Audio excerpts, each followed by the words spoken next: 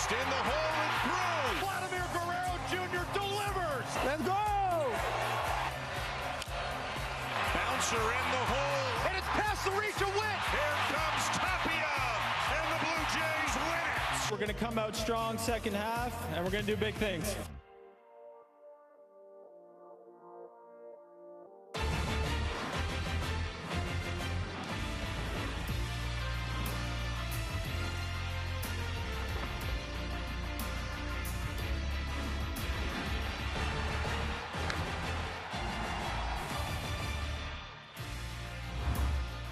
Well, the Blue Jays begin their post-All-Star campaign at famed Fenway Park in Boston. Toronto has had the Red Sox number this year, winning the first 3 series against its division rivals.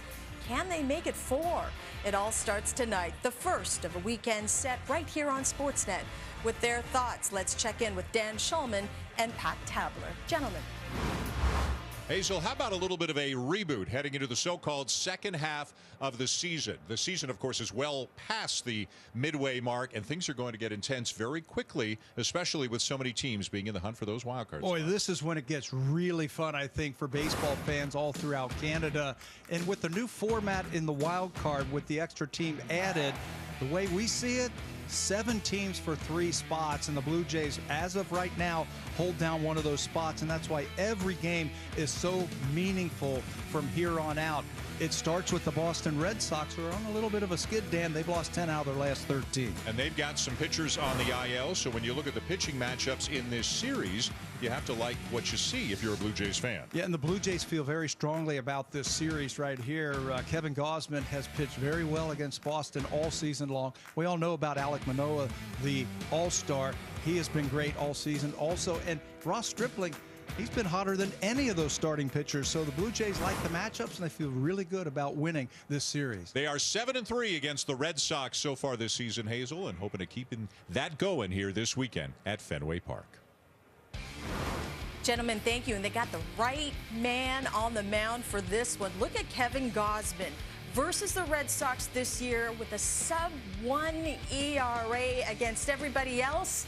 That earned run average just north of 3 as we welcome in former big league catcher Joe Siddall into our conversation. No question Mr. Gausman has been sharp against the Red Sox. He's been pretty consistent all season, Joe, but even though he had that little bit of a hiccup earlier, he still managed to make the right adjustments. He really has come as advertised, Hazel. Big free agent signing, big contract, and the Blue Jays, I think, got every dollar worth of Kevin Gausman. He came with a reputation as a guy that's fastball up in the zone, splitter down. He gets lots of chase, gets hitters to expand the zone. But it was a start against the Minnesota Twins. It was early June, and it happened against the Mariners a few starts before that, too, where hitters were laying off that splitter down, and they were taking good hacks at the fastball up. And that heat map on the left is up to and including that start against the Twins. You see what he did with his fastball.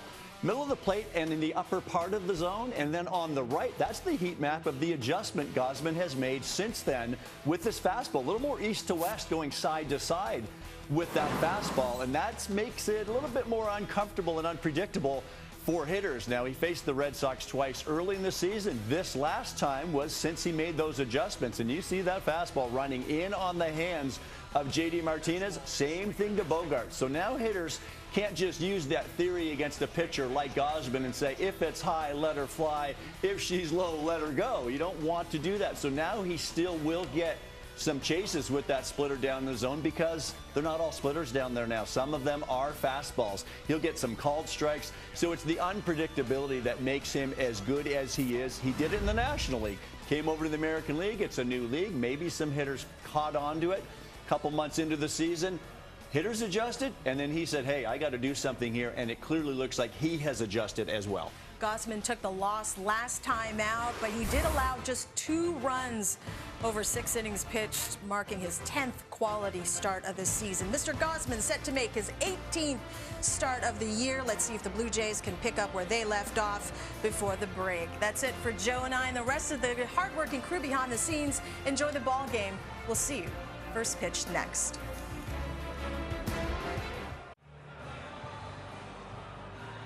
The tap.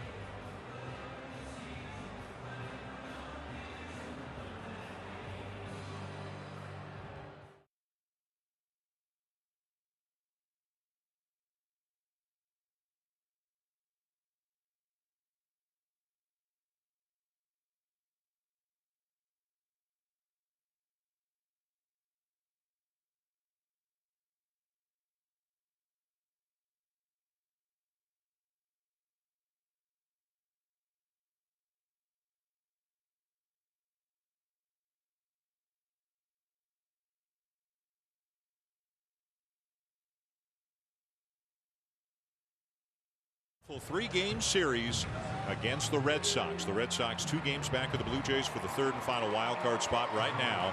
Dan Shulman, Pat Tabler, Arash Madani here in Boston, and back with the ball club again, first base and outfield coach Mark Budzinski, who, as I think just about everybody watching tonight knows, was away from the team for the last few weeks after the sudden passing of his daughter Julia. We had a chance to visit with Bud before the game.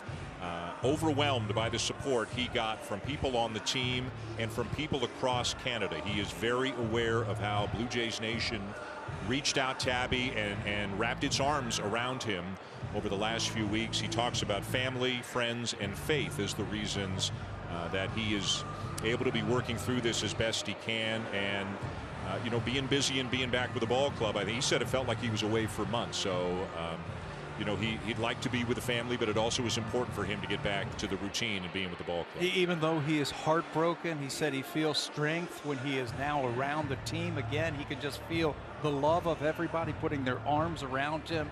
Such a great man, and again, our heart goes out to him and the rest of the family. And it is so good to get him back on the diamond. Absolutely. Devon White was filling in for him for the last few weeks. A lot of emotion for Mark Budzinski when he sat down with the 6 or 7 of us who were here, choked up a few times talking about his daughter Julia.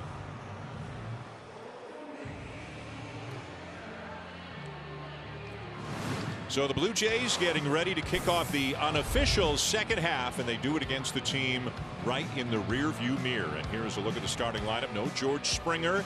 Again, the elbow continues to be a bit of an issue. John Schneider said he hopes Springer will be back in the lineup over the weekend, but tonight, manning center field and leading off is Raimel Tapia. And look at these numbers over the last 25 games, making a ton of contact, finding holes, hitting the ball pretty hard, getting on base, and contributing offensively.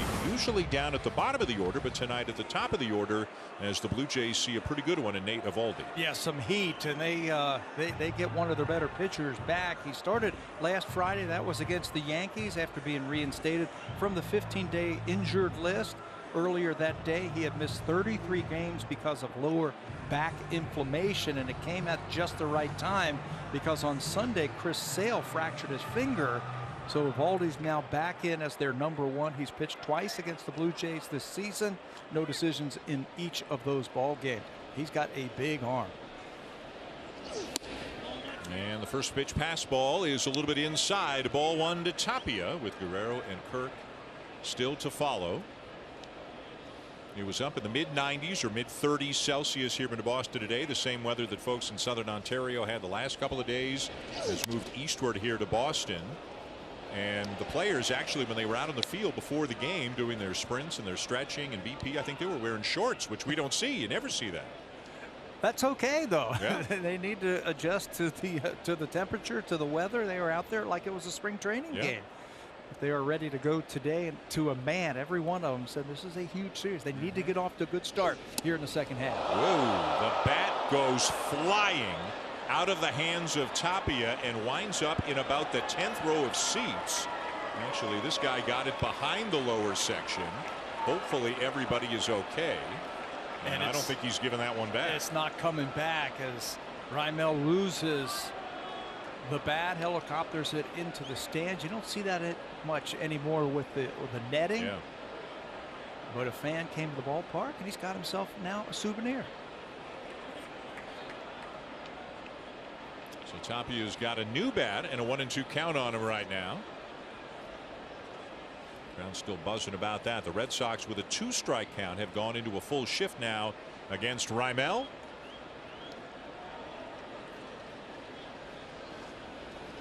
And the pitch from Eovaldi got him swinging with a breaking ball, 1 down. He's got an assortment of pitches, and that's one of them. He can strike you out with a hard splitter. He's also got a curveball and a cutter. This had a little bit more bend to it, and he put it down and out of the strike zone to get that first out of the game. And as Vladimir Guerrero Jr. is introduced, we get our first feel of the night that there are some Blue Jays fans here. It's not like Seattle, but there are, and we saw them walking around the city today. It's not entirely red here at Fenway Park tonight. Vladdy at 271, 20 homers, coming off his all-star experience. And each of the Blue Jay All-Stars really enjoyed it. Obviously for Vladdy, the second time there. For Kirk, Manoah, Espinal, Romano, the first time there. And a strike called. It's 0-2. Big smiles on the faces of all the All-Stars today as they got back to work. A lot of them just flew straight here to Boston from Los Angeles. A couple of them went home, stayed a day at home, and then flew in yesterday.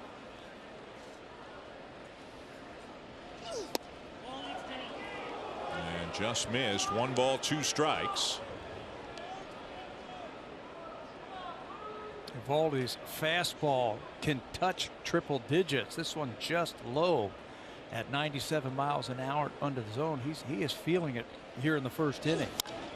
Line fair past a diving Devers and into the left field corner, and Guerrero is on his way to second and in there standing up. You know, nothing is ever given here in this ballpark whenever you hit a ball. Normally in a regular ballpark that's an easy double, but you never know here because there's so many nooks and crannies. He gets a fastball out over the plate, pulls his hands and rips it by Devers just out of the reach of the third baseman, and then it's going to ricochet down into that garage door area down into the corner, and that gives him a chance to get into second base. Good start to this series. And now Alejandro Kirk in the DH spot. Danny Jansen catching. Kirk again hitting in the 3 spot as the Blue Jays look for an early lead here tonight.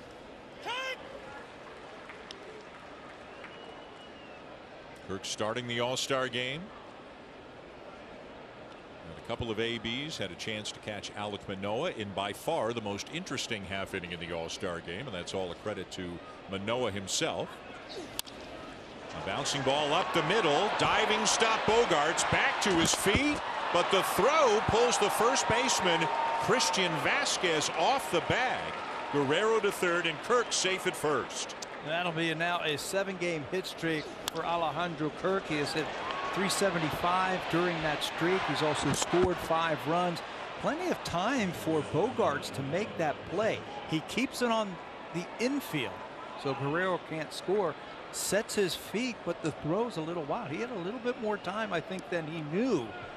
And you're right, another first baseman over there might have come off the base a little bit quicker. But Vasquez, normally a catcher over at first base, can't make the play. Boy, they're having all kinds of trouble at first base. So how often do you see a team's #1 catcher playing at first? And here's Bo Bichette now. First and third, 1 out. And a little chopper back towards the mound. Eovaldi has it and never looked to the plate. Just underhanded it to first, and Guerrero comes in to score. Kirk to second, and the Blue Jays have a 1-0 lead. You know, when you're facing a tough pitcher in the first inning in Nathan Eovaldi, you've got to score that run, and Bo Bichette's going to pick up an RBI. First, a great base running by Vladdy, recognizing that the pitcher's back was to him, and when he underhanded it over to first base, and again, a first baseman not real familiar with those types of plays, scores the game's first run. Little things. Yep. Little things that help you score runs. So 1-0 Blue Jays with a runner at second. 2 down now for Teoscar Hernandez. Swung the bat very well the last 6 weeks or so heading into the All-Star break.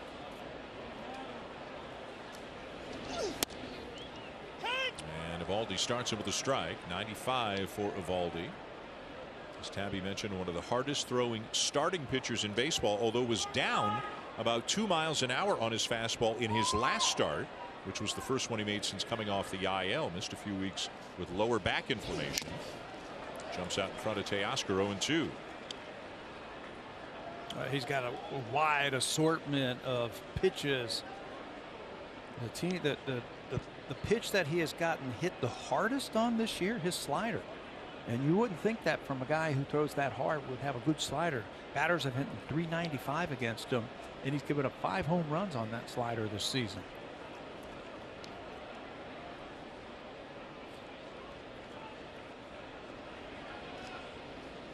.02. And up and away. We should mention the home plate umpire tonight is Doug Eddings. Blue Jays fans will remember the White Sox game, and then remember Guillermo Martinez got suspended for going out and arguing. That was the Gausman Dylan Cease game, and All heck broke loose in that one. This is the first time the Blue Jays have seen Eddings behind the plate since that game. And a swing and a miss here to get Hernandez. Evaldi strikes him out to retire the side, but the Blue Jays do cash in a run. Take a 1-0 lead. 1-0 in the early going, and a look now at the Red Sox lineup. Trevor Story's on the IL, could be back Sunday. JD Martinez a late scratch just about half an hour ago, lower back spasms. So Rob Refsnyder enters the game hitting in the 2 spot. Rafael Devers drops down to 3. And Xander Bogaerts in the cleanup spot, a guy who has been a problem for the Blue Jays all the time. This year, other years, has not hit for power against them, really. It's mostly singles, but getting on base at a very high clip. But nobody has done much of anything for the Red Sox against Kevin Gausman this year. Boy, has he been good against Boston. He has pitched better after missing a couple of starts with the ankle problem. But the Blue Jays have lost 6 of Kevin Gausman's last 7 starts, a very respectable .355 earned run average over that time. Blue Jays just have not been able to score many runs. 2 runs or less in 4 of those 6 losses. You mentioned against the Boston Red Sox, he's been outstanding this season. 3-0 with a sub-1 earned run average in 3 starts against the Red Sox, with 27 strikeouts and just 2 walks. Blue Jays really feel his stuff matches up well against Boston hitters. Jarren Duran is the leadoff hitter for the Red Sox tonight. They're also without Kike Hernandez, who is on the IL. So Duran, who started to play several weeks ago, was playing quite well. Fans may remember he did not come to Toronto, one of the unvaccinated players for the Red Sox, so he was on the restricted list. The Blue Jays obviously, though, seeing him here. He has a ton of speed, and he's going to try to use it right now. But Espinal, they will get him as Vladdy keeps contact with the bag long enough. What an aware play by Espinal.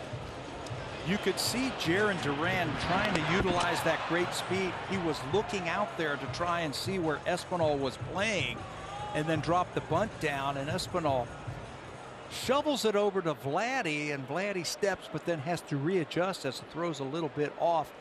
Nice heads-up play by Espinal. So good play by Espinal to retire Duran, the leadoff man, and now here's Rob Refsnyder. You got to keep an eye on everything if you're a ball player. Look at Duran. He's peeking. He's peeking over here to see where that second baseman was and said, I'm going to take a chance. If I just get it by the pitcher, I can beat it out. Not with Espinal out there. It's a foul ball on Refsnyder, the former Blue Jay. He was a Blue Jay in 2017. Played 32 games for the Blue Jays. He had a couple of big hits against the Jays back in Toronto. Hit a home run against the Blue Jays last month up at the Rogers Center. To dead center field. Yep. That was a big one. Blue Jays ended up winning that series against Boston. Slider taken low, 2 balls and a strike. Kevin Gausman the choice to open up the second half. John Schneider was asked about the order of the rotation. Gausman first because they think he's fine physically, and he's got such great numbers against the Red Sox this year. Alek Manoah tomorrow. Enough rest after the All-Star game.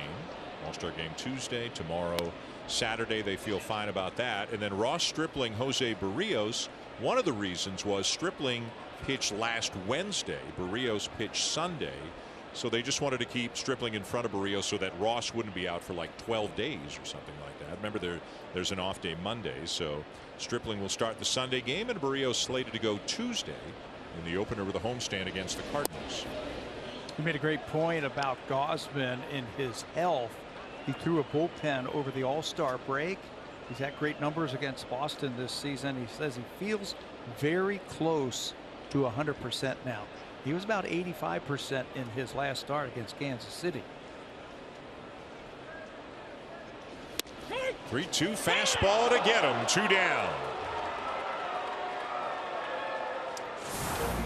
Two down. Let's take a look at the defense that the Blue Jays will feature tonight. Gurriel, Tapia, Hernandez. No George Springer. He is okay. They just want to kind of guard him and let him make sure that he is 100% for the rest of the season. Chapman, Bichette, Espinal, Guerrero. Third to first on the infield. Danny Jansen will form the battery with Kevin Gausman. And over at first base, that was a good sign at the top of the inning.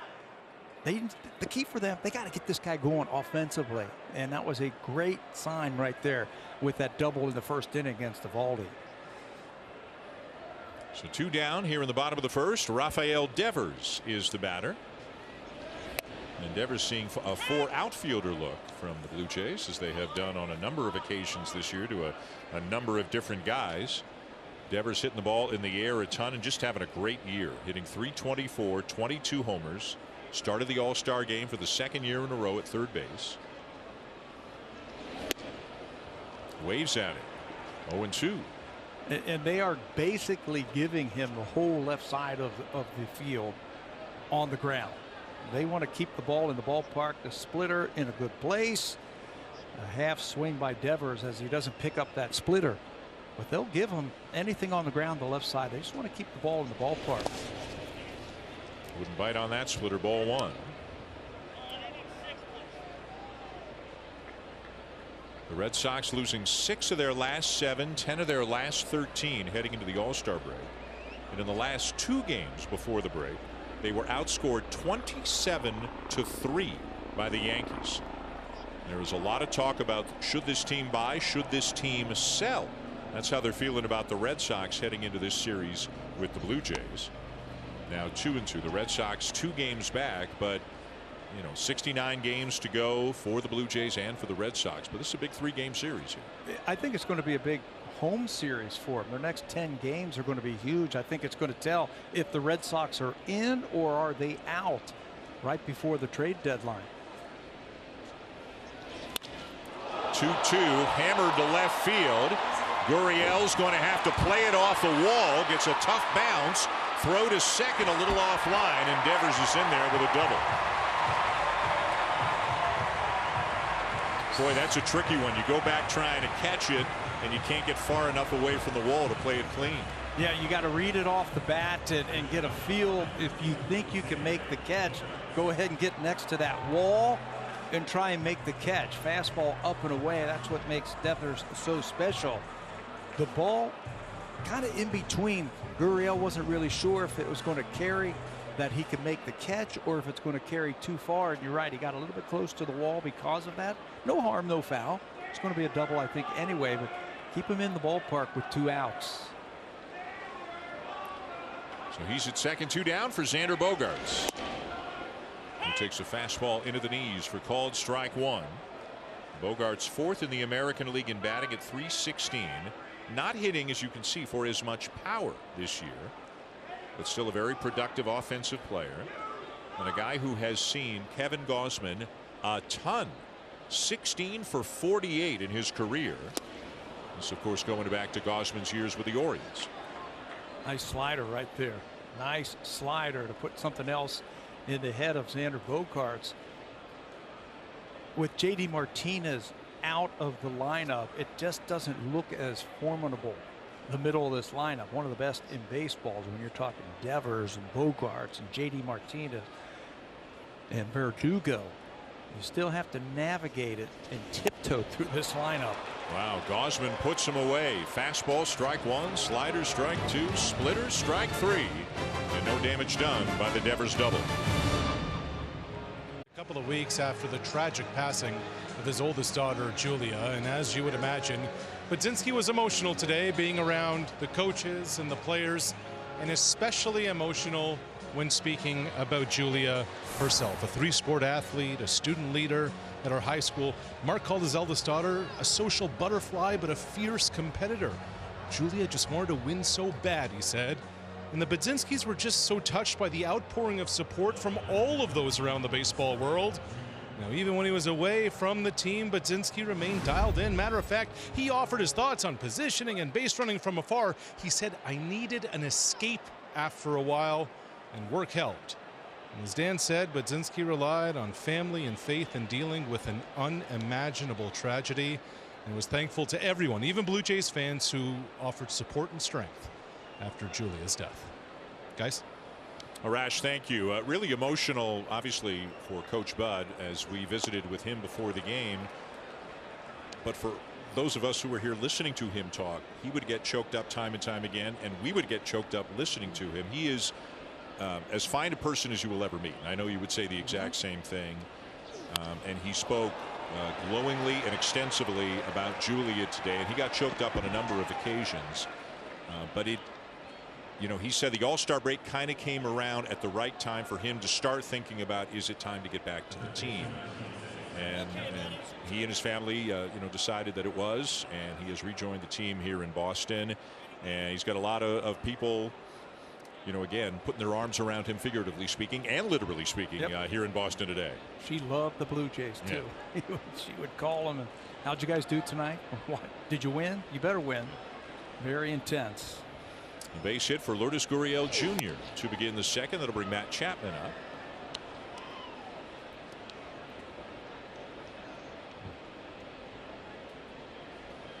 Chapman, one of about a half dozen or so Blue Jays who stayed in Toronto during the break. He said home's too far away. He's a California guy. There were the 5 All-Stars, obviously. A lot of players went home depending on where they were, but Chapman hung out in Toronto and saw some of the city during the break. Said he went to the mall? Went to the mall. Check out the mall. Yeah. He's been swinging the bat really well lately. Driving the ball to left field, driving the ball to right field. Chapman, his last 11 games going into the break, a .325 average and 4 home runs. And boy, he keeps going like that. The lineup looks really, really long. Yeah, he's been a little bit more patient, I think, at the plate. He's been trying to get those pitchers into the strike zone a little bit more before he swings. Not afraid to take that 2-0 fastball.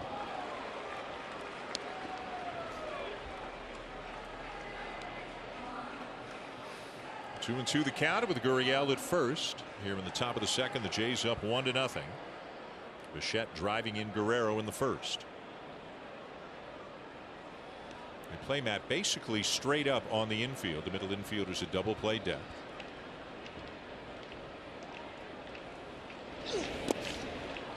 And a full count.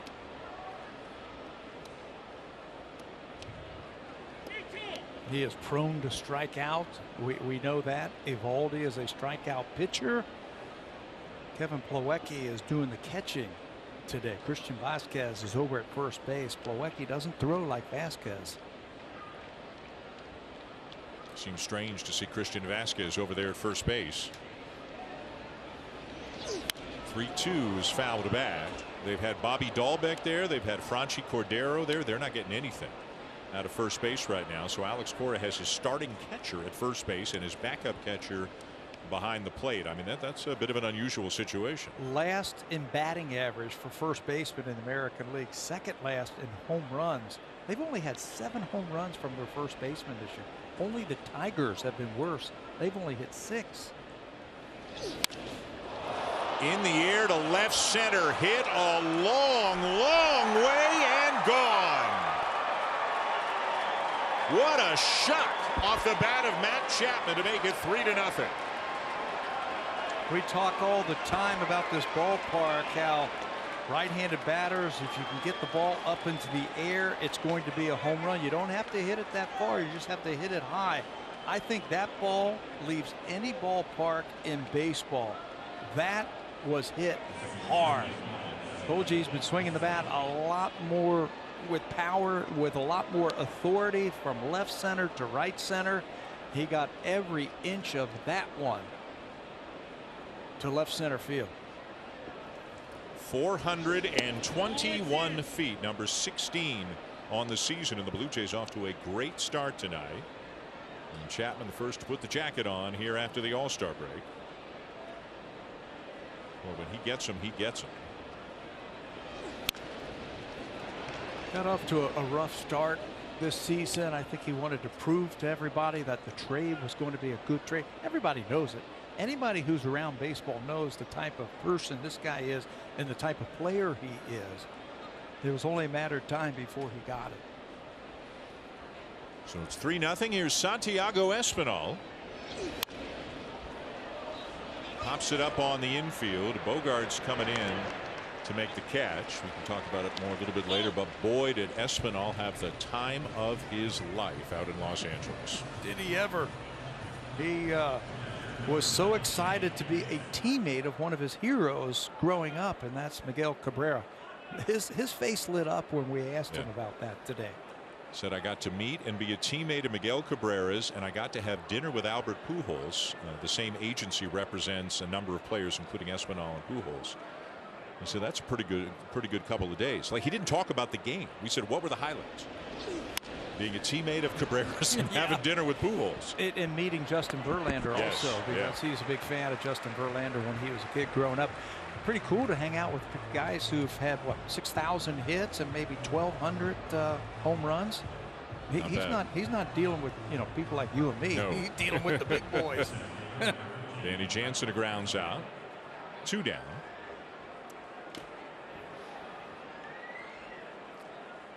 And back around to the top of the order for Raimel Tapia, who struck out his first time up. There's a lot of murmuring going on in the ballpark right now. There is a lot of tension in Red Sox Nation about the way this team finished off the first half and whether or not they should consider themselves a contender right now. They've got some contract issues. Evaldi's a free agent at the end of the year. JD Martinez is a free agent at the end of the year. Xander Bogaerts can opt out of his contract, and they're already stressed out about will they be able to sign Rafael Devers to a long-term deal. There's some angst here in New England. What's new? And the Red Sox are not playing very well right now. All the newspapers, all they're talking about, do they go for it? Do they bring up the young kids and tear it down and start over? What are they going to do? I guess the bottom line is they need to sign one of those guys, Devers or Bogaerts. Hopefully two, because they're generational type of players. But yeah, a lot of stress, and I think the Blue Jays need to take advantage of that and have a good series against them. They've got Alek Manoah going tomorrow against Cutter Crawford, and it'll be Ross Stripling on Sunday for the Blue Jays. There's a ground ball into the shift. Bogaerts has it, and Tapia and the Jays are retired, but not before they extend the lead, as Matt Chapman got absolutely every bit of this pitch from Nathan Eovaldi and launched it to left center. 3-0 going to the bottom of the second.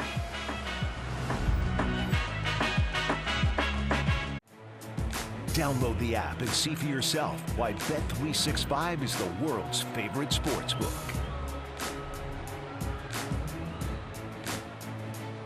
Don't miss a minute of the speed and thrills. IndyCar action tomorrow, 4 Eastern, 1 Pacific on Sportsnet 360 and Sportsnet Now.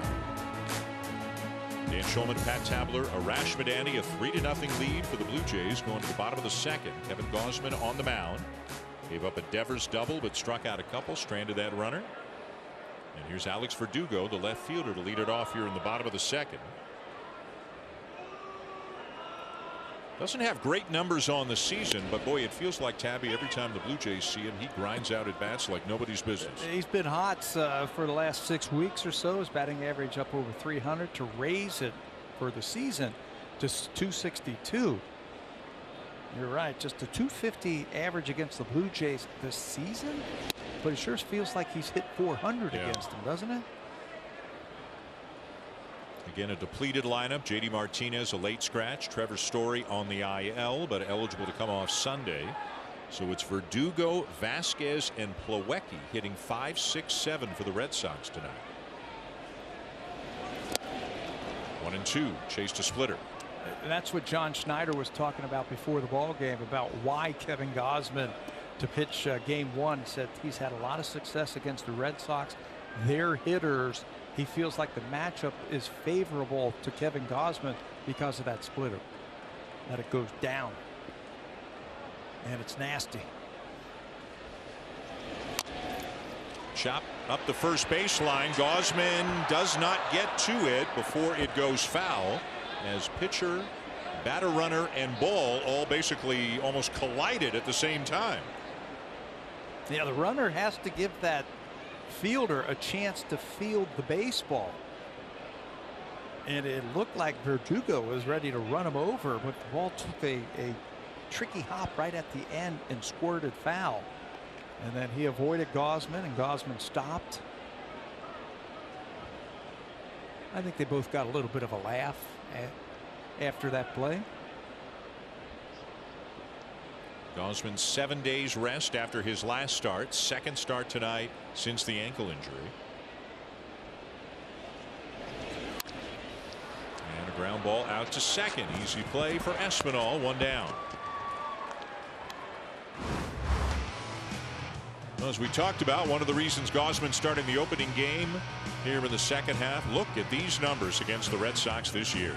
It all started on April the 21st, right here in this ballpark. His third start of the season, 8+ innings, 7 hits, just 1 earned run. He had 8 punch-outs in that game, if you remember it. They had him swinging at those splitters down in the dirt. They were bouncing off the plate. They just weren't picking up the ball against him. And it has continued right on through. Last time out, 10 strikeouts in 7 innings against Boston.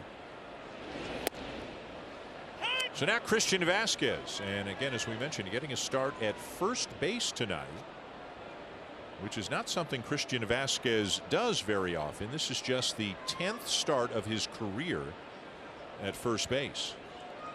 Third this year. Again, they're just trying to inject some kind of offense at first base. It's really been a black hole offensively for the Red Sox this year. They have driven in 29 runs. The first base position for the Red Sox this year. First base a problem, right field a problem offensively. Jackie Bradley Jr. not hitting it all, and with Kike Hernandez out, they've taken a step back in center field. Jarren Duran's got a lot of upside, but the Red Sox have some noticeable issues on the position player side right now.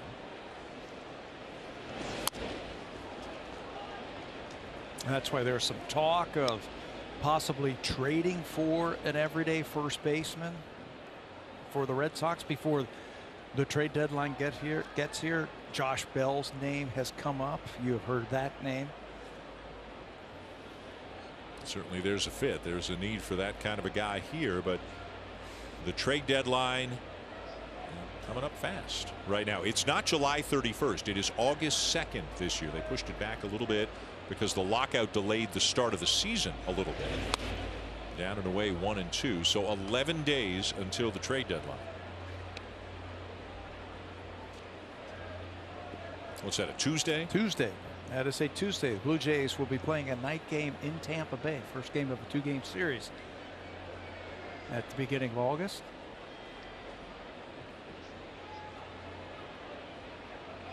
Of course, the Blue Jays, some decisions for the front office to make in the next 11 days as well. What moves, if any, are made between now and then?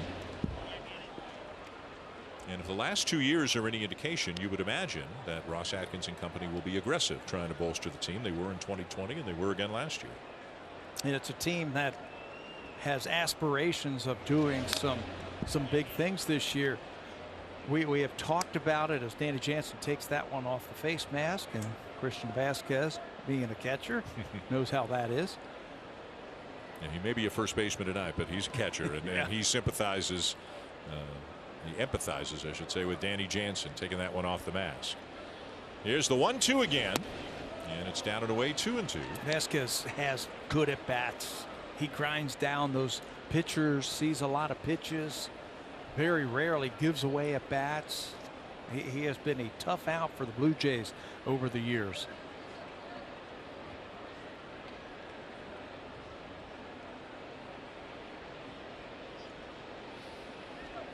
Alex Cora looking on. His Red Sox 48 and 45. They started slowly, and then when the schedule got easier, they went on a tear, and now they're struggling again. I know you know this, but their record against the American League East is 12 and 26 this year. They have played 11 series against other teams in the American League East. They haven't won one of them. They've lost 10 and split 1. How about that? They have not won a series in the AL East this season. Hard to believe. Yeah. And they've had 11 tries. And about 10 days ago, they were a wild card team. I think they were leading the wild card. And that one will find a hole on the right side. Vasquez with a good at bat against Gausman, and he's rewarded with a base hit. He grinds him out. That was an 8-pitch at bat. This is what you were talking about, Dan, about the streaky Sox, 14 and 22 to start it. Then they got hot. Right around June, they won 20 games in the month of June to get back into the playoff race. But since then, they have really struggled a little bit. And right now, if the season ended today, they'd be on the outside looking in. Maybe their toughest stretch of the season, 14 in a row against the Rays and the Yankees, now 3 with the Blue Jays, and coming in next, you talked about it, Cleveland next. They're a good team. They're hoping for a playoff spot. Milwaukee after that, and then the Red Sox go to Houston. Those are the games that'll take them up to the trade deadline. Kevin Plawecki takes a strike. And that's why people are saying this is a big part of the season. This will frame if they're in or are they out. Also, if you're the Blue Jays, help them make up their minds, right? to like sell. Yeah. Sweep a series and move them 5 games back. Yeah, big series for the Blue Jays, and I think everybody knows that too, how important it is, and the pitching is set up for them to make some noise in this series. Plawecki hitting just .159 this year, as you can see, good career numbers against the Blue Jays. But what does it say about what they're not getting at first base? That they've put Plawecki's bat into the lineup and playing Vasquez out of position just to avoid putting Cordero or Dahlbeck in the game at first. 2-1 as Gausman's given Jansen a workout back there. Yeah, he's having trouble right now getting that splitter into the strike zone. That's what made him so effective earlier this season. It was close enough, and they were swinging at it. Right now, he's having trouble getting it in the strike zone consistently. Remember his last start against Boston, 7 innings, 10 strikeouts. He used a slider a lot more, and he was throwing that splitter in the strike zone. Go to first, and diving back in is Vasquez.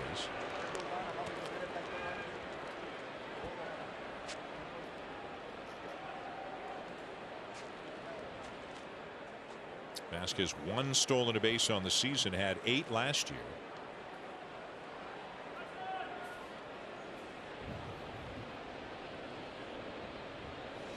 Two on, and fouled off to our right. 2-2.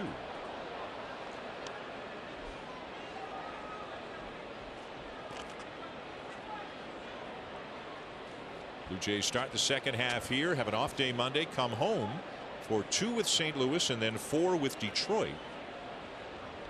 So that off day on a Monday allows John Schneider, Pete Walker and company to manipulate the pitching plans a little bit. They can push back that 5th spot really until next Saturday. And in a related story, Yusei Kikuchi is making a rehab start for AAA Buffalo tonight. So they'll wait and see how that one goes. They're not writing anything in pen yet. They're penciling in plans, but the first step is they want to see how Kikuchi does, and it sounds like if he does well enough, I mean, certainly the door is open for him to get back into the rotation and maybe start one of those games in the Tigers series. Yeah, probably on Saturday against Detroit. Jose Barrios will start the first game back after this road trip. See if Alex Cora starts the runner. He will not. And there's a base hit into right field for Plawecki. Boy, so back-to-back, Vasquez and Plawecki really grind out at bats and wind up with base hits. That's who those two are right there. Lots of pitches, really jumping that pitch count out. A very easy first inning for Gausman. He got the first out relatively quickly against Verdugo, and now 2 really long at bats that result in base hits. Plawecki, he turns into Babe Ruth when he faces the Blue Jays.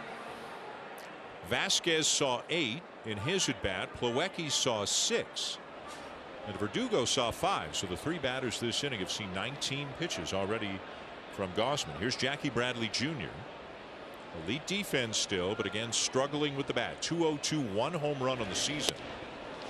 And a swing and a miss at a ball down and away, 0-1. That's the type of splitter I think Kevin's got to throw right there to be effective tonight. The one close enough to the strike zone. He gets enough movement on it, but he's got to get it close enough to the strike zone to make them swing at him. They're just too patient of a team.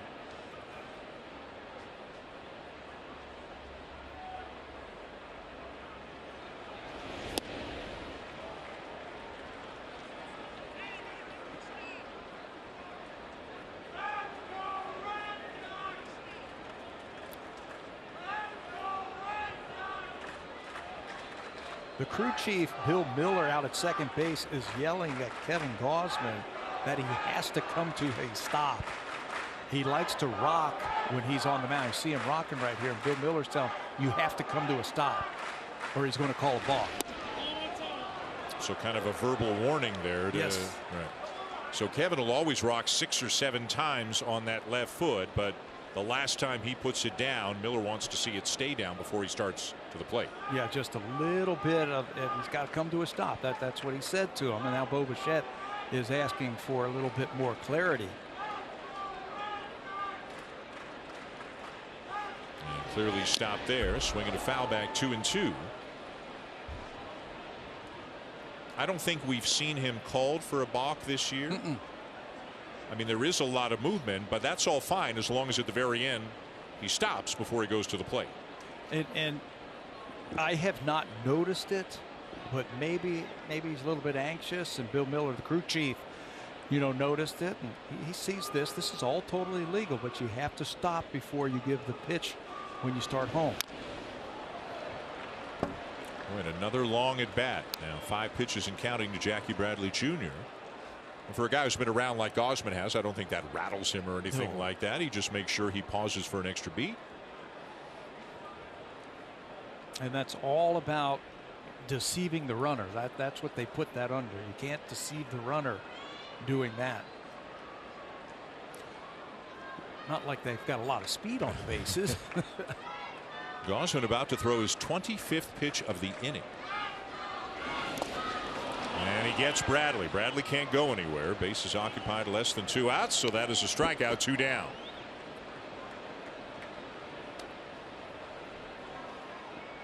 And he got on top of that one. Much better splitter again.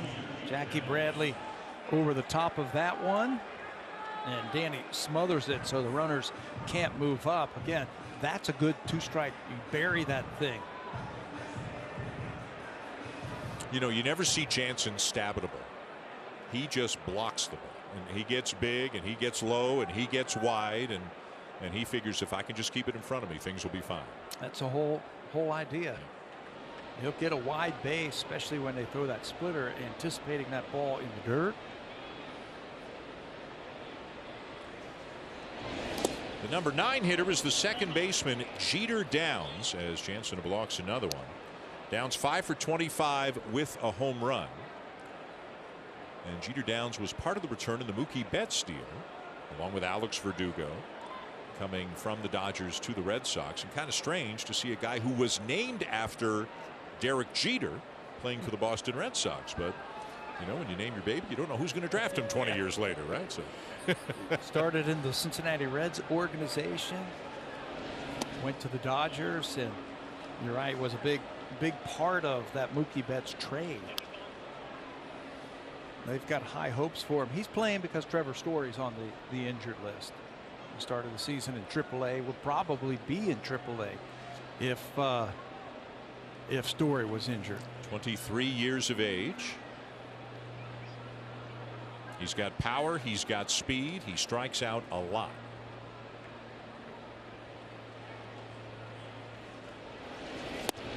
Two and 1. 2-1 splitter.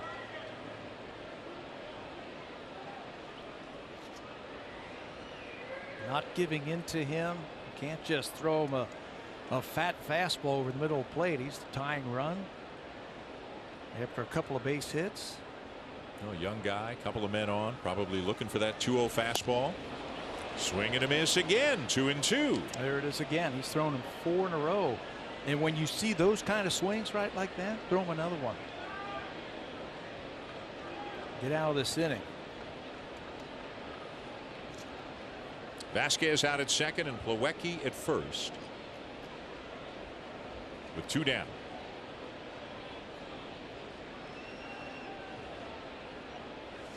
Two, and he got it.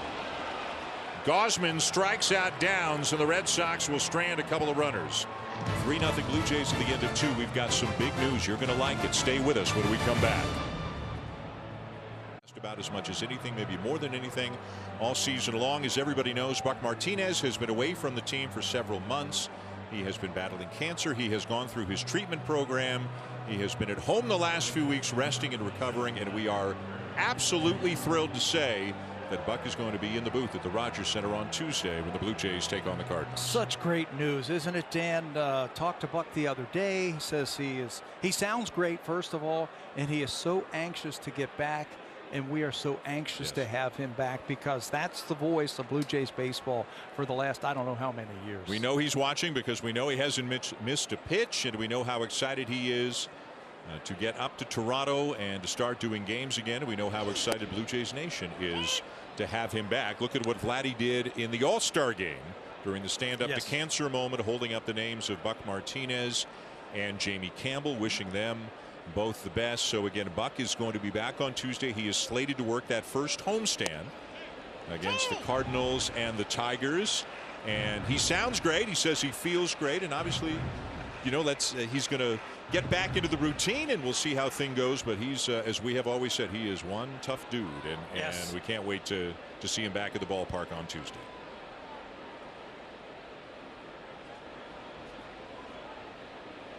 Three 0 Blue Jays, top 3. Guerrero with a double his first time up. Stays alive here with the foul back. It's still 0-2. Vladdy, I think, is going to be a key for the Blue Jays in the second half here with his offensive numbers. They're down from where they were last year at this time, but he is capable of getting hot, staying hot, and carrying the team offensively for a long, long time. And that was so encouraging to see that double his first time up. It just feels like at times maybe he's felt he has to do a little bit too much. Maybe he has to carry the team is a little bit strong. There are a lot of great offensive players here, but you know, he has chased more this year. He has swung more this year, and when he's really in a groove, he's got a great eye. He's a very patient hitter.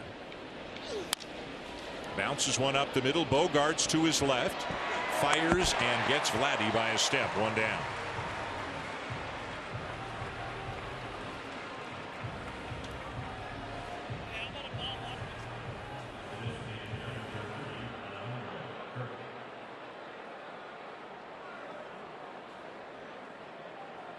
So now Alejandro Kirk.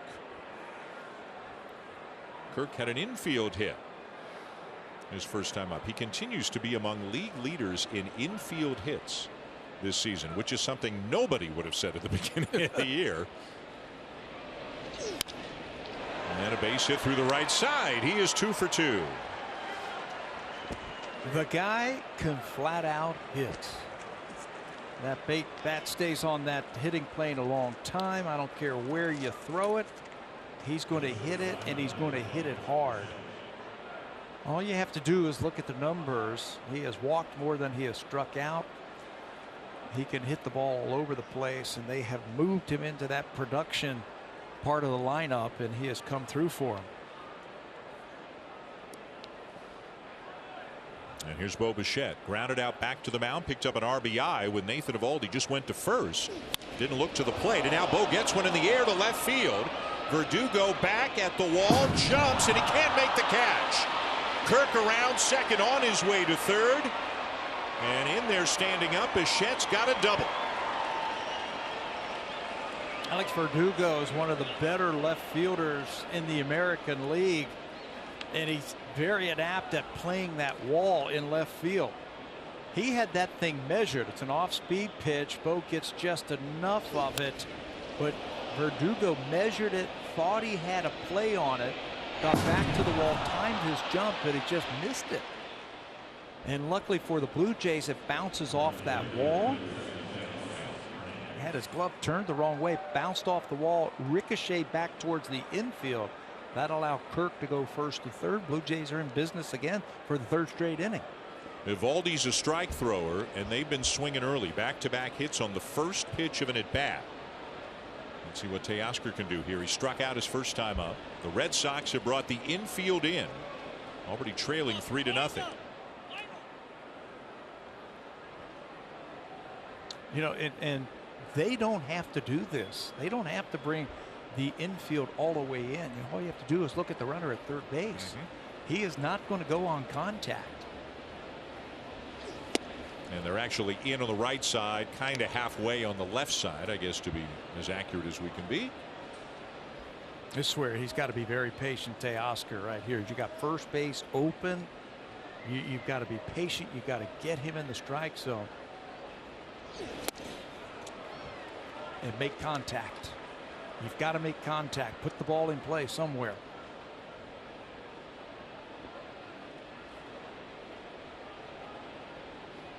Evaldi, a tough guy to guess with or sit on a pitch against, because Evaldi's got 5 different pitches in his arsenal. 2-1.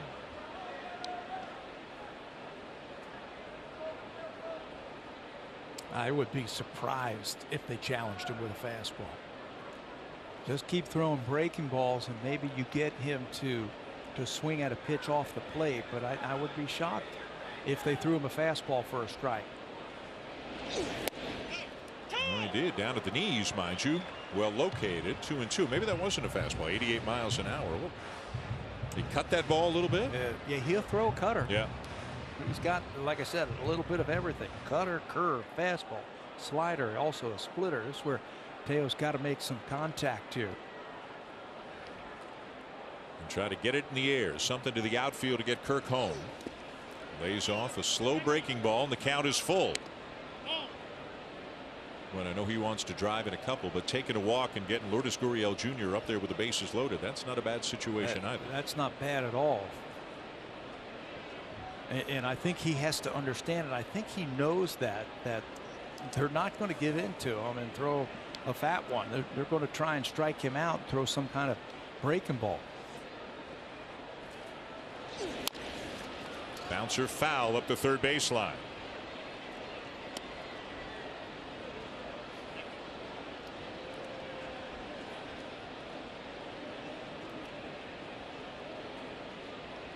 Boy, a chance really to break it open here in the third inning.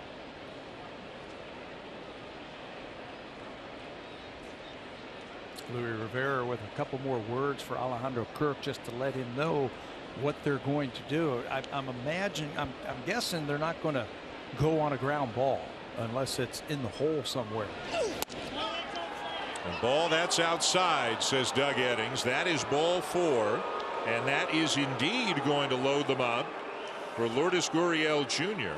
Evaldi doesn't walk many. Alex Cora is not real happy right now. Letting them know that ball is outside, and it is. Catcher set up on the outside part of the plate. Boy, and Evaldi, I'm sorry, Tabby. Evaldi was saying something to Eddings behind the plate. Eddings took his mask off. Now Plawecki's talking to Eddings, and now a meeting on the mound. Dave Bush, the pitching coach, is out just to try to settle down his pitcher. Yeah, calm him down and then let him know what they want to do with Gurriel, because if you look at the numbers for Lourdes Gurriel in his career with the bases loaded, they're special. He's got 5 career grand slams, one of them this year. That came against the Yankees back in June. And how about the way this guy's been swinging the bat the last 42 games? Yeah, singled his last time up. Could use another one of those right now. 84 games this season. The first 42, not so much. He was swinging at a lot of pitches off the zone, striking out of a lot. And now over the last 42, the batting average up around 400. And it's even better in his career with the bases loaded. Here are the numbers. Not quite, but almost up in Pat Tabler territory. But let's not get crazy. Tabler, what did you hit? 489? That's what they tell me. That's what they tell me. 489 with the bases loaded in your career. Lourdes is at 455, 15 for 33 with 5 home runs. 41 driven in. 41 driven in 33 at bats. This is the guy you want at the plate in this situation. Absolutely. If we can't get Tabby back down there putting a uniform on. I got my faith in him with that simple approach that he has had lately. Outside, a ball and a strike.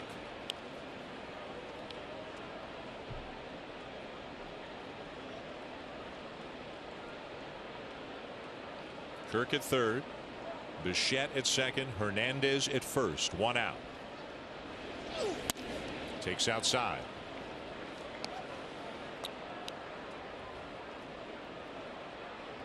The less he chases, the more he hits. When he forces them into the zone, he can square them up with the best of them, as that guy did his last time up.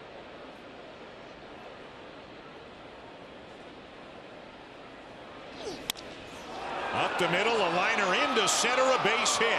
Kirk is home and Bichette behind him. A 2-run single for Gurriel, who does it again with the bases loaded, and it makes it a 5-0 game. Keep it simple. I think that's the best approach you can have with the bases loaded. Remind yourself that the pressure is on the pitcher. He's got to come to you. You don't have to do anything dramatic. Just do this. Hit the ball right back through the middle. That's a nice little 2-run single. That's going to drive in 2 more runs, up his RBI total to 38, and keep the ball rolling for the Blue Jays as they are circling around the bases. And Tabby, that .455 career average with the bases loaded just got boosted to .471. He's gaining on you. Come on. I want to go ahead. He's gaining on you. That's okay. I want that. I encourage that. That was a heck of an at-bat right there. Here's Matt Chapman, had a heck of an at-bat and wound up with a 2-run homer his first time up. Boy, if you're a Red Sox fan, they got smoked by the Rays and the Yankees going into the All-Star break. They come out 2 games back of the Jays. This is by far the best pitcher they have going in this series. Cutter Crawford tomorrow, and it sounds like a call-up. Ryan Baio is going on Sunday now. And you're down 5-0 in the third with Eovaldi on the mound. You are grumpy if you're a Red Sox fan. Yeah, right now. If you're the Blue Jays, though, you say, okay, we got to keep the pedal on the floor. We got to just keep pushing this. There's another series back here in August, so we talked about it in the opening. Every game is important. And a strike 1 and 2 on Chapman.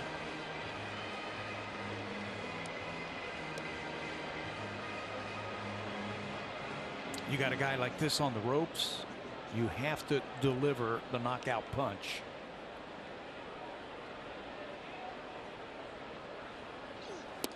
And a swing and a miss. Got him to chase down and away. 2 down.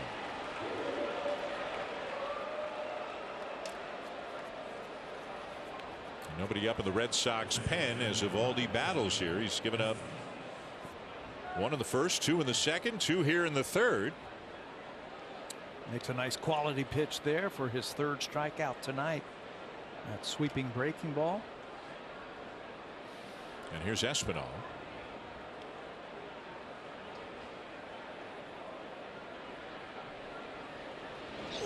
You know what's funny about the experience Espinal had at the All-Star game in Los Angeles? The top 2 highlights, as he said, were meeting Miguel Cabrera and having dinner with Albert Pujols.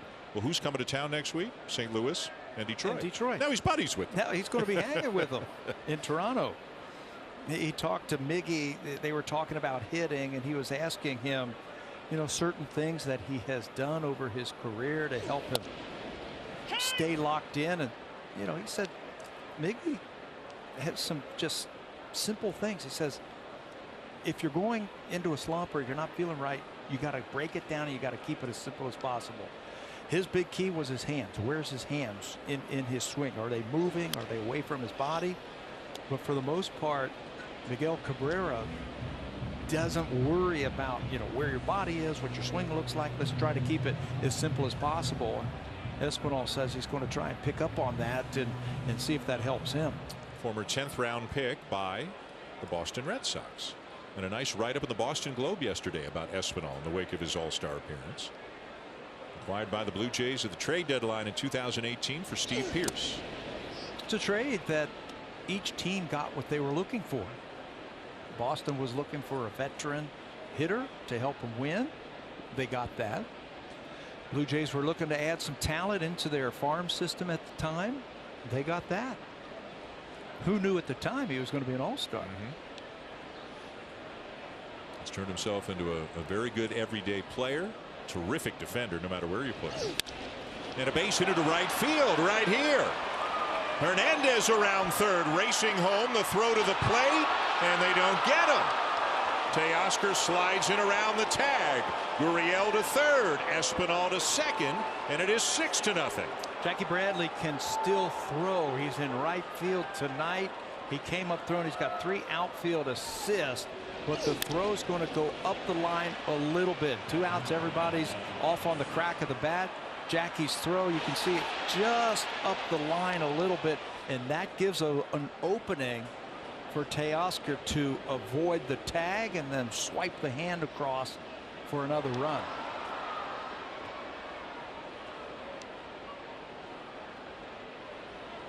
So 1 in the first, 2 in the second, 3 in the third. And a 6-0 lead as Danny Jansen steps in, the 8th Blue Jay to come to bat this inning. Jansen grounded out to short in his first at bat tonight. Boy, what a way to start this big series.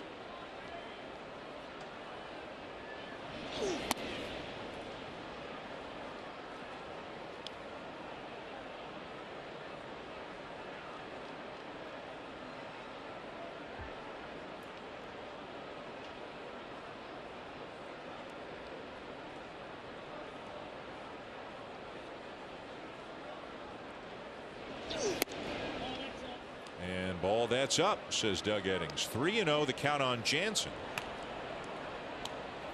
As now Alex Cora has gotten the bullpen going. Left-hander Austin Davis starting to throw.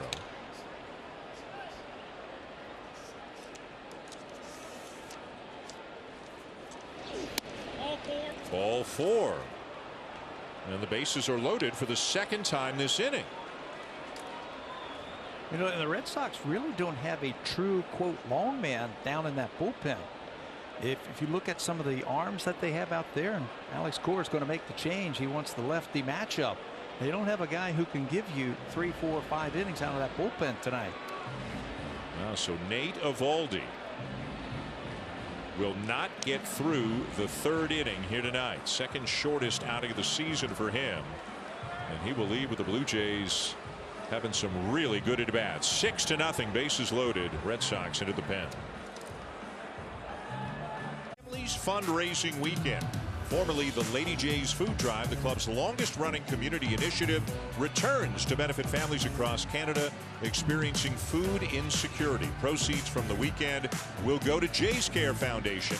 Fans attending the weekend are encouraged to bring toys, games, new craft supplies for drop-off at gates on entry, and to purchase mystery bags containing an autograph hat by a player, coach, or alum. All kinds of things, good things happening, important things happening next weekend when the Tigers are in town. This is Austin Davis, the first reliever out of the Boston bullpen tonight. Blue Jays saw him back on June the 27th when the Red Sox were at Rogers Center. He threw an inning against the Jays and had a strikeout. Overall, fastball, slider, changeup. There are his numbers in 34 games. Pretty decent numbers. He will face a left-hander in this lineup for the Jays. Raimel Tapia up for the 3rd time. Sends a drive to deep center, but where is it? It's way over the head of Duran, who never saw it. He never saw it. Tapia around third, heading home.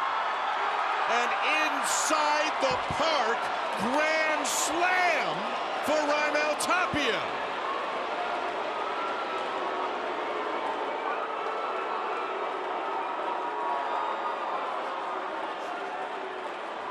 Boy, off the bat, I thought it was hit pretty well, but then I said, no, I guess not. He's got it, and then it was way over his head. Raise your hand if you think you were deked by the center fielder. My hand is raised. He looked like he had it. It went, you're right, he hit it well off the bat, but he was just standing out there. High sky, watch the center fielder. His ball's hit well, and he's out there acting like he had it. Now he's not real sure. See you later. It's back on the warning track. That's going to allow Tapia to circle the bases. I think he's got to be a little bit more demonstrative than that to let everybody know. Yeah. I lost that baby. Sure looked like he had it.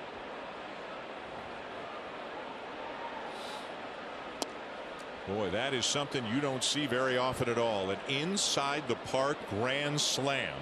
It is a 7-run inning and a 10-0 lead. And a bad feeling for Jarren Duran out in center.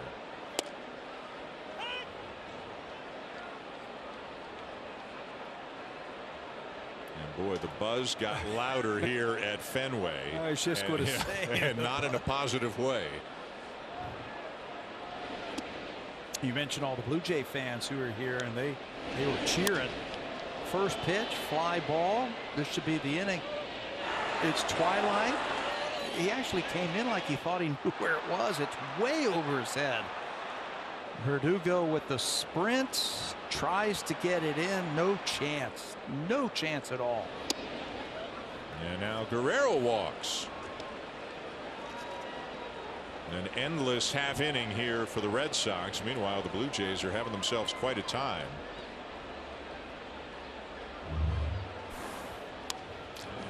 Rymel, 375 in his career with the bases loaded, hits it, thinks it's a fly ball, and then hold on a second. Picks him up, and then he is flying around the bases. Gets the go-ahead from Louis Rivera, and he could have scored standing up. There was no chance to get him at the plate. So what looked like a fly ball to end the inning turns into a hit. 4 RBIs, 4 runs.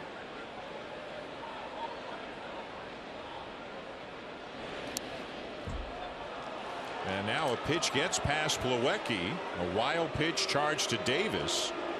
Guerrero up to second, and they are booing louder and louder with every at bat.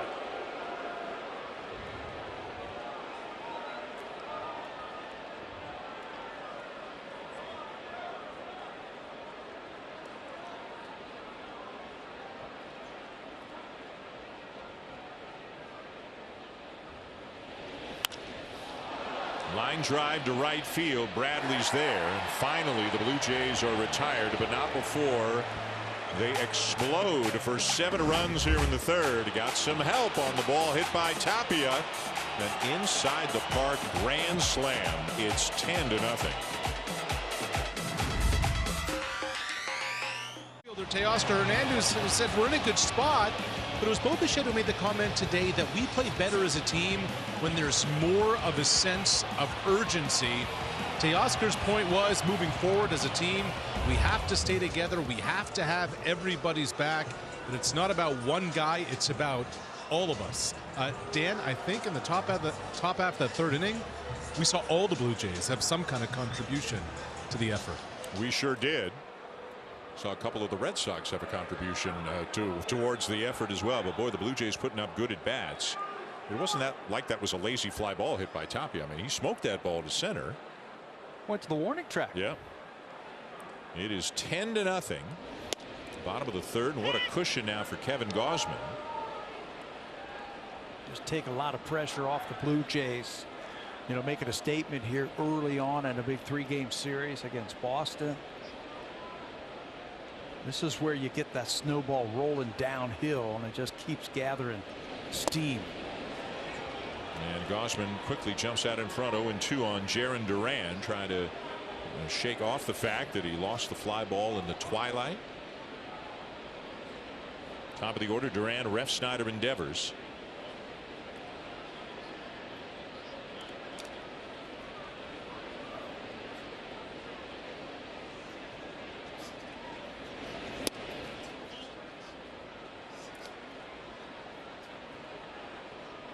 You know, we're seeing a lot of the Boston Red Sox here laying off of that splitter. This is where you might be able to cross them up and use your fastball a little bit more in 2-strike counts. He did that very effectively in that last outing against Boston. And a swing and a foul tip as Duran strikes out. They're booing louder and louder. 5 strikeouts now for Gausman. Let's go back to Rymel Tapia. This is just the 2nd time in Blue Jay history that they have had an inside the park grand slam. And the first one also came here at Fenway Park. Junior Felix, June 2nd, 1989, off Bob Stanley, hit an inside the park grand slam right here at Fenway.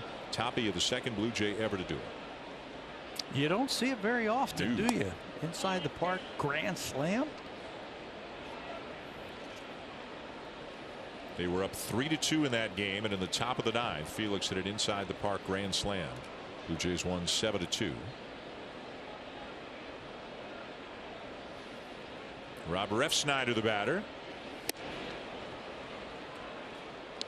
Blue Jays went into the break, I think, feeling, all things considered, pretty good about themselves. Won 5 of their last 6. Everybody understands what the competition was with Kansas City last week, but just a little bit of an energy boost through that week.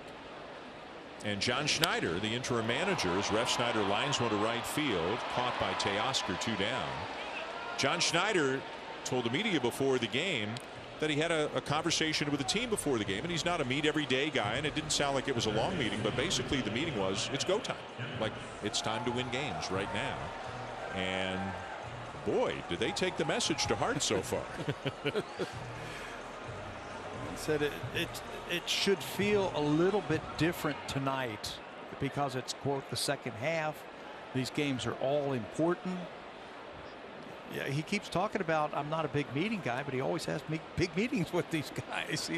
He had a couple right before the All-Star break, and says he likes getting the guys together just to have a message for them.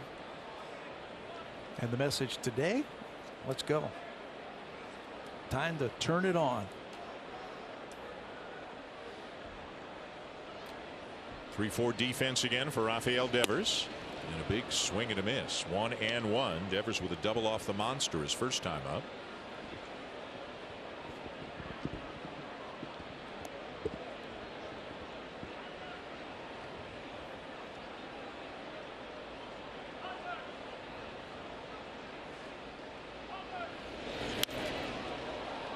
Gausman coming right at him with the high fastballs. Yeah, that's been the book on Rafael Devers now for a couple of years, and 10-run cushion.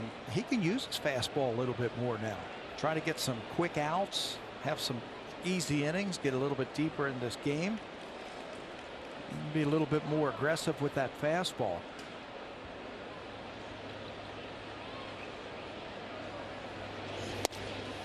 And Gausman finishes him off with a swing and a miss, touching 98 on that fastball as he sets the Red Sox down in order. For a Blue Jays who loves coming to hit here at Fenway Park. The guy who's hitting right behind him, Teoscar Hernandez, can say the same thing, and Vladdy right in the middle. Those are big time numbers. Career OPS for these 3 guys in this ballpark. All right-handed hitters, all good hitters. They use the whole field, but if you make a mistake, they have that ability to get underneath it, get it up into the air, and then get it out of here.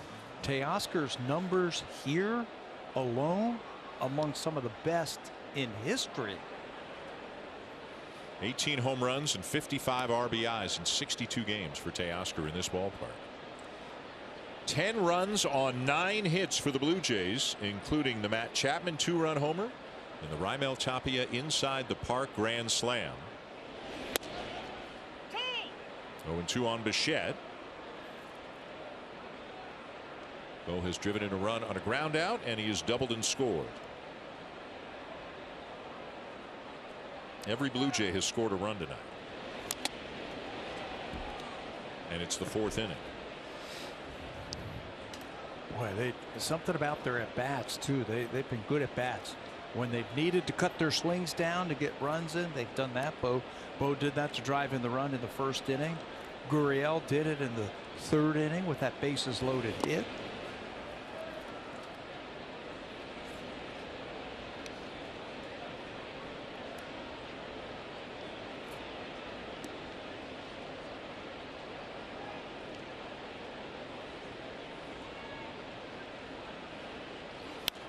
Out back, still 1-2.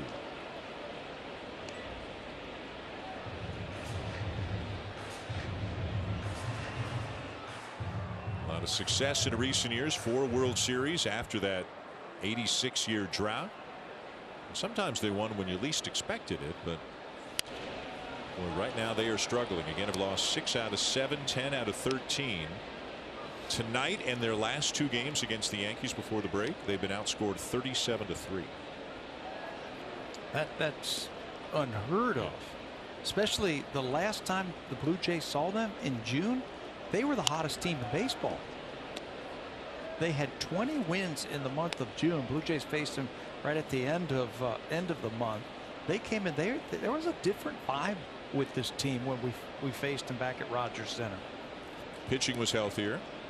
Story was healthy, and he might be back Sunday. JD Martinez was in the lineup, late scratch tonight, but you're right. Overall, a different vibe. Big cut and a foul back. Bichette battling. Yeah, the big blow, I think, was the Chris Sale injury. They had just gotten him back, and they were counting on him in the second half to really solidify that pitching staff. He's a legitimate #1. He comes back, gets a line drive off his finger, fractured his finger, had surgery, and might be gone for the year. Yeah, huge loss for them. Again, their last 2 games outscored 27-3. The Sale injury on Sunday. Tabby just told you about it, and now the Blue Jays out to a 10-0 lead in this one. Michael Wacha, Rich Hill also on the IL, but they both should be back fairly soon. Sale gone at least a couple of months, maybe the entire season. Rich Hill threw a sim game today early on when we got here.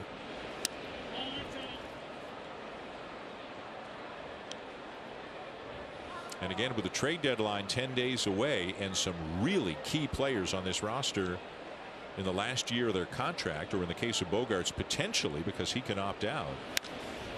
Teoscar hits a ball well to the opposite field. Bradley back, still going back, and it's gone. Opposite field power from Teoscar Hernandez, and it is 11-0. That one made the bleachers for a right-handed batter to hit the ball into the bleachers here at Fenway Park. You've got to have some kind of power. Told you, one of the highest slugging percentages versus the Red Sox.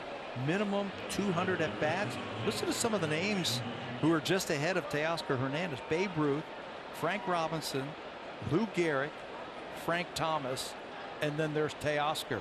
He shows you why. Drills that thing to right field and bounces into the bleachers for Teoscar, home run number 13.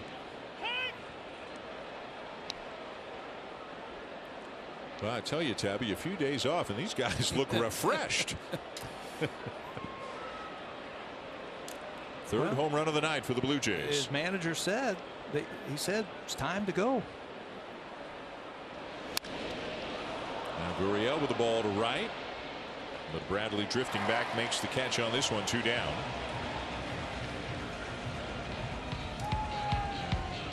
Every local family-owned home hardware supports the specific needs of their community, because that's what being locally owned, genuinely Canadian is all about. What a start to the series for the Blue Jays here this weekend in Boston. Third home run of the game. Teoscar hitting number 13, hitting it to the opposite field. Matt Chapman's got one tonight. Hit a 2-run shot in the second. He has now played 37 games here. 37 games, Teoscar, in his career. He's hit 14 home runs in this ballpark.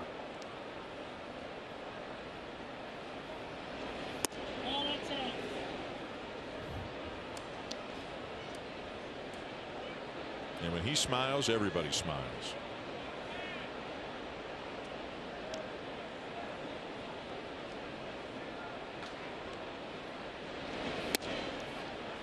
One and two.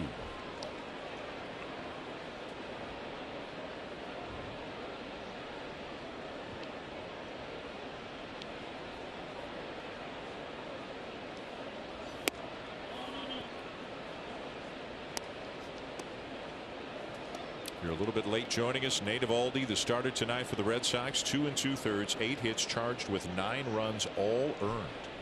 Although that's a little bit unfair because Jarren Duran lost one in the twilight, and it wound up as an inside the park grand slam. And now Matt Chapman gets hit. He's going to walk it off with a little bit of discomfort as he now breaks into a slow jog down to first. Yeah, slider from the left-hander that just kept tracking. Let's see where it hit him. It hit him in the lower leg somewhere. Back knee. Right on that knee joint.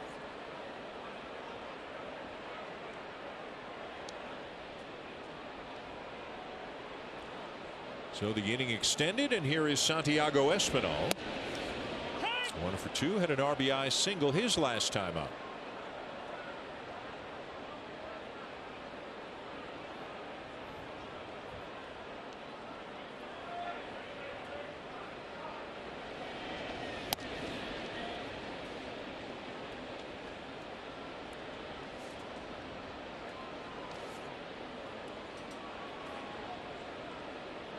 Espinal getting a chance to play a few innings in the All-Star game. Again, just an incredible experience for him, just beaming about it when we talked to him today. Make a play. No, off to our left. One booth, two booths to our left. No, one booth to our left. Sean McDonough with the catch. Sean McDonough's got the ball in the Red Sox radio booth. Nice. I thought I was going to see you make a play. Well, you might have seen me miss a play. I'd have tried really hard, though. I promise you that. How it ends, I can't vouch You for. got up out of your chair. I did. That was the first thing. Like not to bail, no, like to make a play. It. You were going to make a play. Yeah. Pretty sure that one hit the desk and rattled around in there before Sean picked it up, though. Yes. That was not caught on the fly. Again, the 1-2. And fouled it back below us. That one had a little more steam on it. I wouldn't have wanted any part of that one. Are you going to go left hand or right hand to catch it, or both? Whichever one is needed. Whichever one's needed. Jason Varitek looking on, part of the coaching staff of the Red Sox. All Blue Jays here so far tonight. And a little dribbler back towards the mound. Davis has it. And the throw skips away, gets past Vasquez. Down the line, Chapman around to third and Espinal into second. We will see how they score that one, but Davis made the right play. I don't think he got a very good grip on that baseball when he threw it. Looked like he threw a changeup, and again, they've got some inexperience over at first base, and Christian Vasquez normally behind the mound. Tapped out in front of home plate, did everything right. Gathered, threw, and then threw it in the dirt, and Vasquez is not going to get into that runner's spot there. Should be a hit and an error, I would think. That I would think they would credit Espinal. Yeah, they should credit Espinal with a base hit, and then the error allowing the runners to advance. And that is the scoring we were told. So base hit and E1.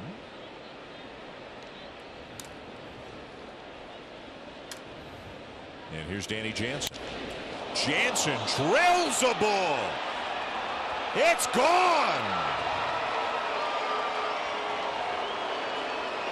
He clubs one out, a 3-run homer, and it is 14-0.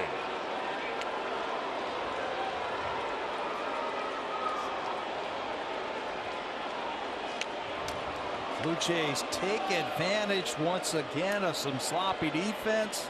Inning should have been over. If they make the play at first base, you give hitters extra chances. Danny Jansen's going to take advantage of that one with that bomb to left field. 3 more RBIs, another home run. And the Red Sox are getting creamed. And the Blue Jays are having fun. 429 feet to left center field. Number 8 for Jansen. Alex Cora is wearing out that phone line.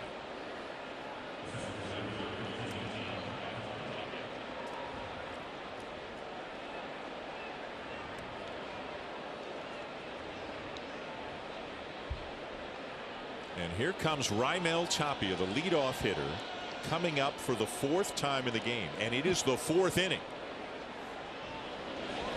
1 for 3, had the inside the park grand slam in the 3rd. Blue Jays are hitting And they're doing their pretty good job of that. Red Sox are giving them a lot of outs too.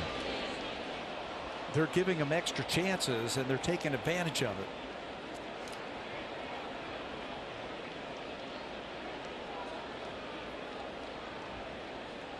He's probably thinking about what position player is going to be pitching towards the end of this game. I think you're exactly right, Tabby. I mean, it's getting to that, and there's a long way to go in this one. 2-1.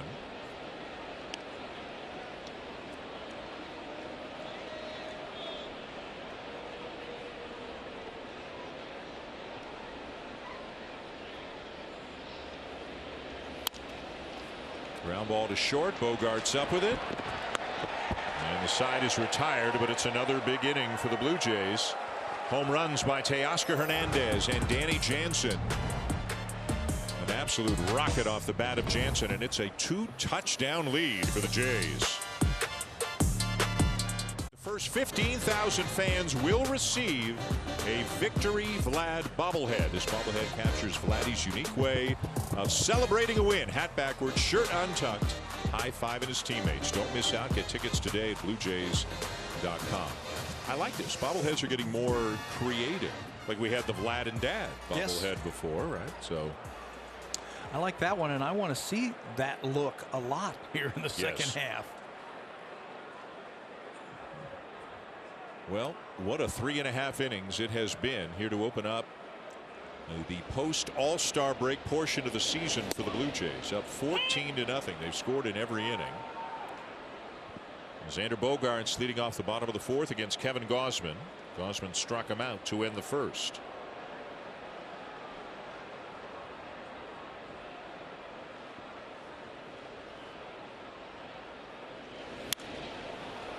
And fouled back above us. 0-2. Again, Kevin Gausman, because he's got this big lead, as you see some more action down in the bullpen for the Red Sox, he can be liberal and use his fastball a little bit more than he normally would. See if he can get some quick outs.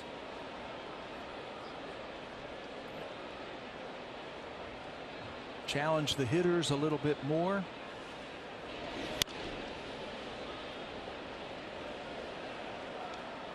Yeah, you don't want to sit for 15-20 minutes at a time in the dugout as your guys are hitting, but when they keep putting up 2 and 7 and 4, you're okay with it. You're taking it, right? And the more runs, the more he can use his fastball. He used it very effectively last inning, striking out 2 of the 3 batters.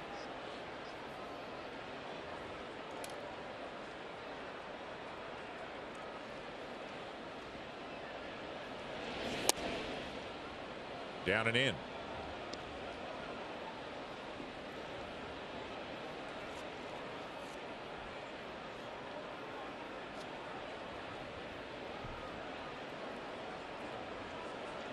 Gausman threw 3 hits, no walks, 6 strikeouts already.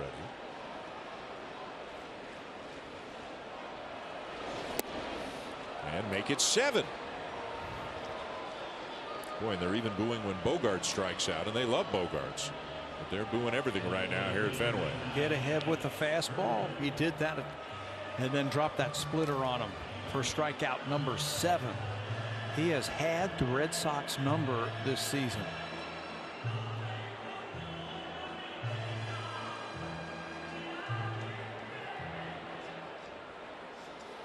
For a pitcher to pitch well against a team 4 times in a row in one season, that's hard to do.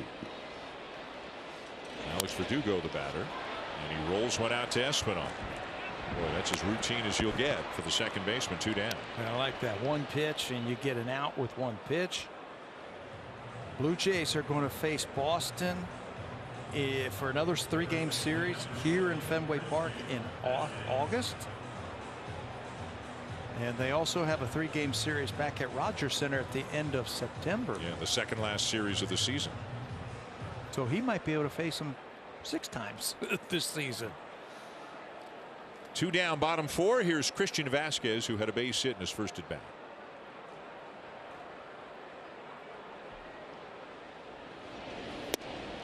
Hit! 0-1.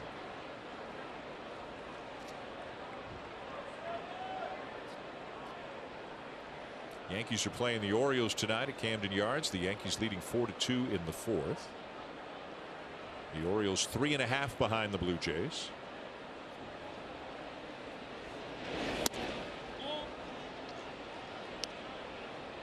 The Blue Jays still have 15 games remaining with Baltimore. They will see them in a couple of weeks at the end of a road trip, at the end of a 3-city road trip. They'll go to Tampa Bay, Minnesota, and then Baltimore.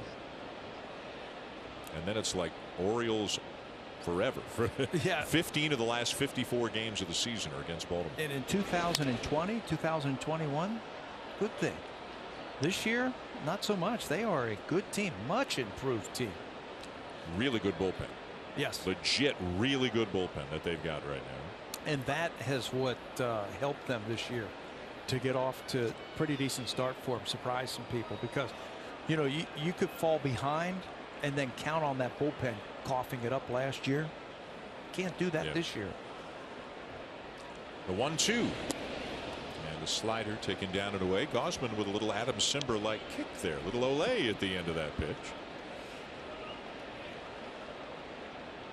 These two guys in the order right now, right here. Vasquez, Plawecki really worked him over last time.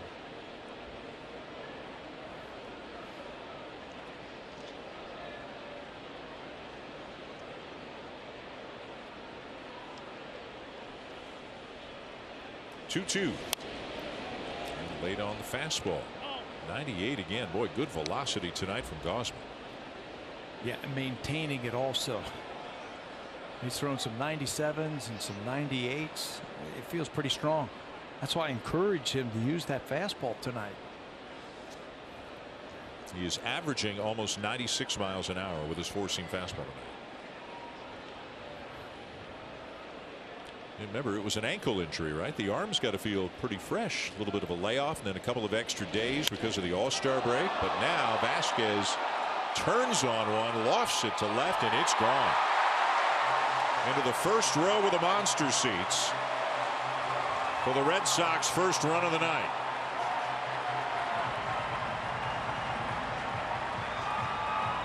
Vasquez has been a tough out against the Blue Jays this season. Singled his first time up and was left stranded at second base.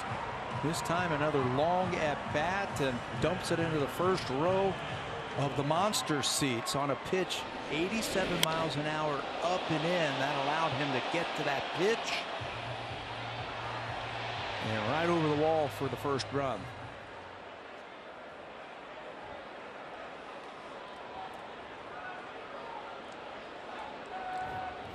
So now Kevin Plawecki, the catcher, had a base hit to right in his only at bat of the night. Slider in the dirt for ball one. That is just the fourth home run given up this season by Kevin Gausman. 97 2/3 innings, 4 home runs allowed.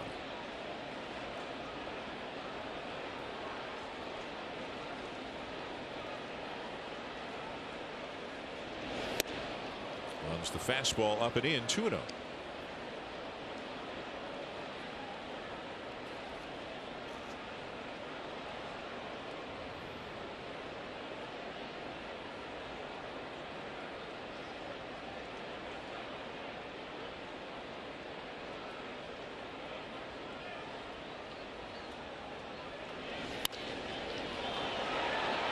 Diving stop Espinal, and then a wide throw at first, and it hits the wall, gets away from Jansen, and that will allow Plawecki to take second.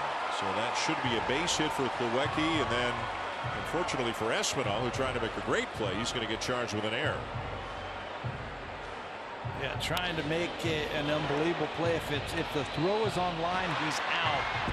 But in his haste to come up firing, he throws it by the first baseman. And then the fun really began when it ricocheted off that wall. Danny Jansen's in the right place to back up that throw. I don't think Danny was anticipating the ball coming off the wall the way it did. That thing rolled all the way back to the backstop behind home plate. So it is indeed a base hit and an error. And there's a runner at second now with 2 down. Plawecki 2 for 2 on the night.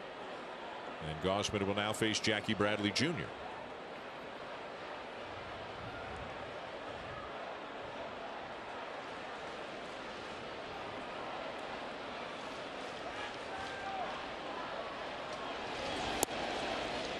In at the knees. Could have been called low. Bradley, as you can tell, thought it should have been called a ball, but it's strike one.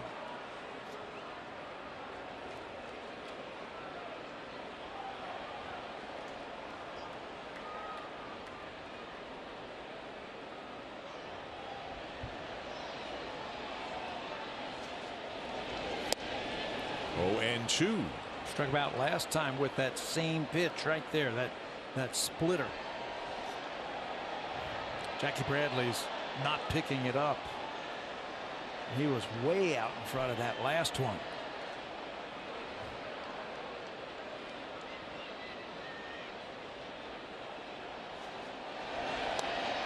Too far down and away. Wouldn't chase that one. How about this, Tabby? Down 14-1, and it's not the loudest one we've ever seen, but there's actually a wave going around Fenway Park right now. I think half the people are into it, and the other half are like, "Are you kidding me?" They're bored. It's a packed house tonight. He had him set up for that fastball, didn't he? He just missed. That ball was by him, looking for that splitter, and he threw a fastball, and he just missed.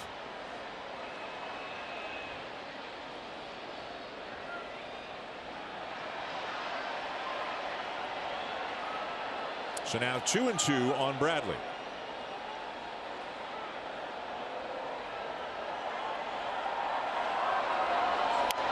And he stays alive by fouling it back.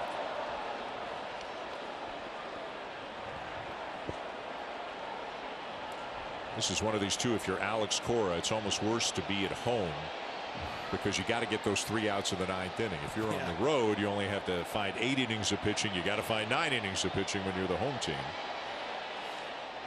And I'm sure he's kind of mapped it out in his mind a little bit how he's going to try to get to the finish line. Long way to go, but it's 14-1. Full count. That was Kevin Gausman's 78th pitch of the night, and we're only in the 4th inning. Yeah. I mean, he's gotten out of it, other than the one home run. He's gotten out of some situations, but there have been some 6-pitch at bats, some 8-pitch at bats, a lot of foul balls, deep counts, which is normal here at Fenway Park. A lot of foul balls. And now Bradley hits it to right center field and gone. Boy, second home run of the inning for the Red Sox. And it is 14-3. The first one was a Fenway special over the Green Monster in left field into the first row. This one was a bolt. Just the second home run of the season for Jackie Bradley. Fastball out over the plate. Teoscar gives it a try, but then realizes this thing's going to make it all the way into the bleachers. And just like that, 3 runs have been put up on the board by the Red Sox.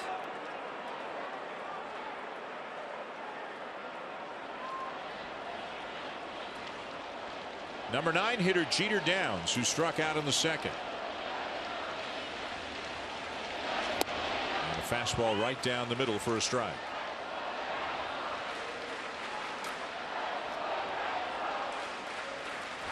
And there are a bunch of guys out of the Blue Jay bullpen just doing some jogging and some stretching. The phone didn't ring. Nobody's throwing, but John Schneider and Pete Walker are talking right now. Well, if you've got 100 pitches, I mean, you're talking 5 innings. Yeah. And in a 14-3 game, you would hope that your starter could give you 6 or 7. That's what they're talking about right here.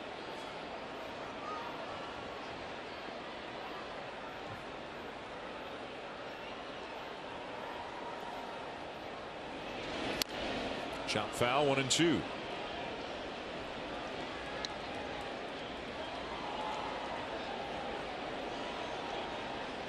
Obviously, everybody's rested. First game out of the All-Star break, so John Schneider's got a lot of arms at his disposal down in the bullpen tonight.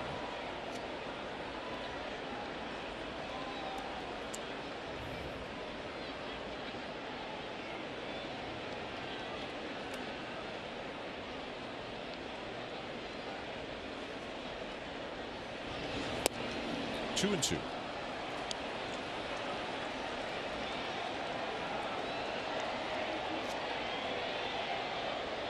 So a little life here for the Red Sox in the bottom of the fourth. Home runs for Vasquez and Bradley.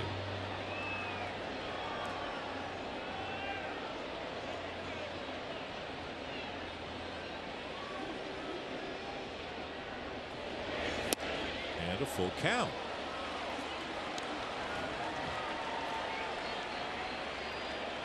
Gausman is one of the best strike throwers in baseball. Really normally pounds the zone. 84 pitches, 54 strikes tonight. So still a pretty good ratio. Maybe not at his typical level. But a lot of 2 and 2s, a lot of 3 and 2s.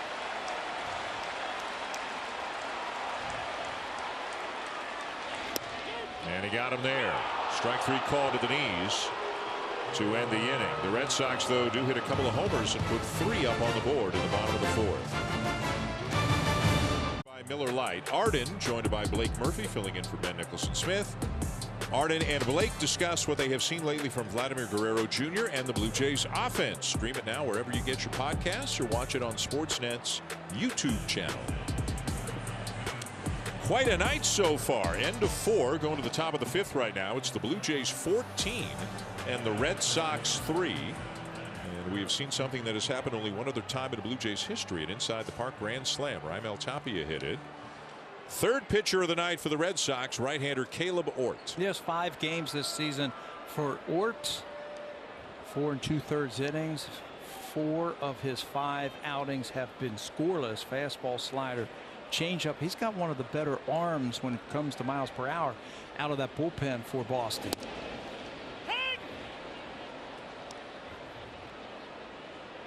Vladimir Guerrero Jr. leads off the inning. Vladdy has doubled and scored, grounded out, and walked.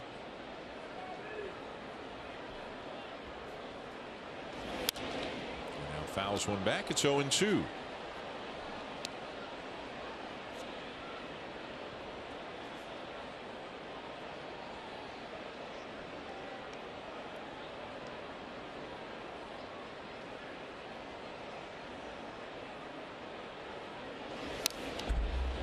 Big cut at a fastball that got a lot of the plate. Vladdy stays alive.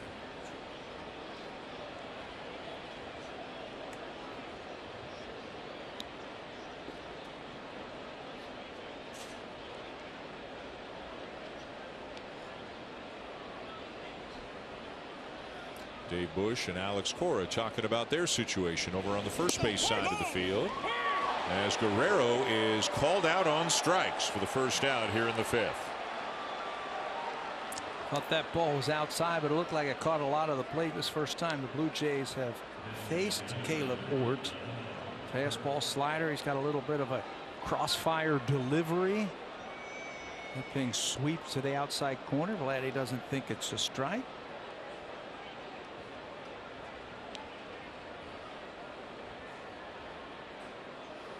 Here's Alejandro Kirk. And he went around 0-1. Kirk 2 for 3. Infield hit, base hit to right, and then lined out to right.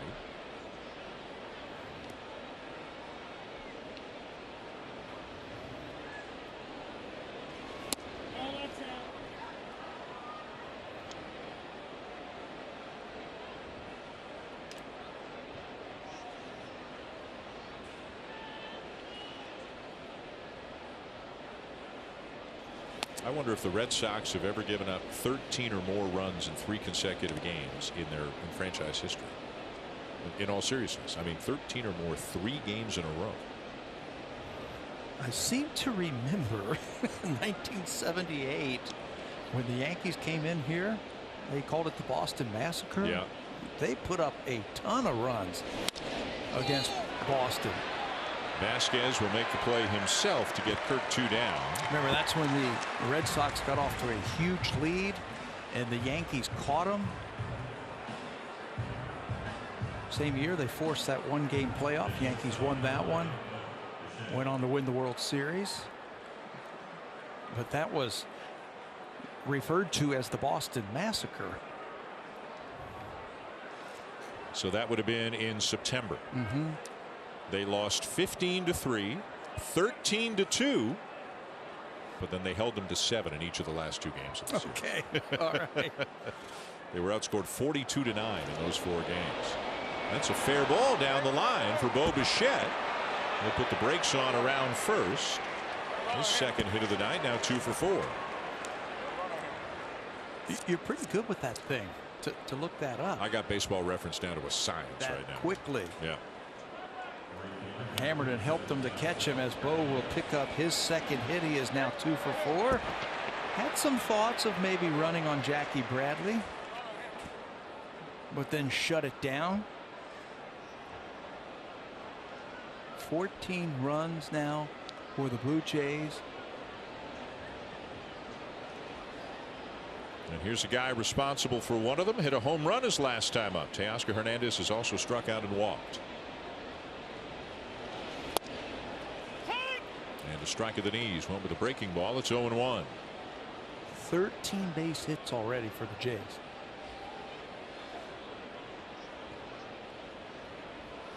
Every Blue Jay's got a hit. Every Blue Jay has scored a run.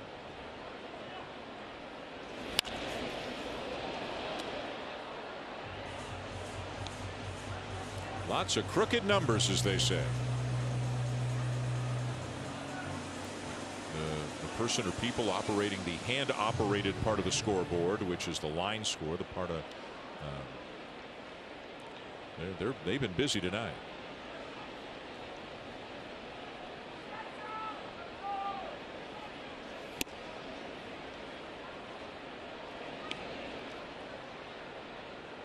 I think it's great. The standings and the line score and the out-of-town scoreboard, all the way they are built into the monster. It's just awesome.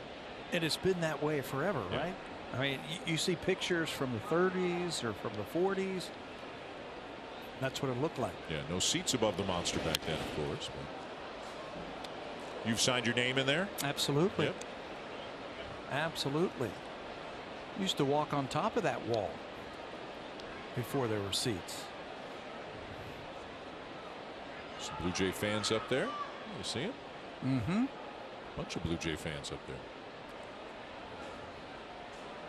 That's the ladder they used to use to go get the balls out of the net. Out of the net, yeah. And a base hit into right center for Teoscar. His second hit of the night. Bichette puts the brakes on at second.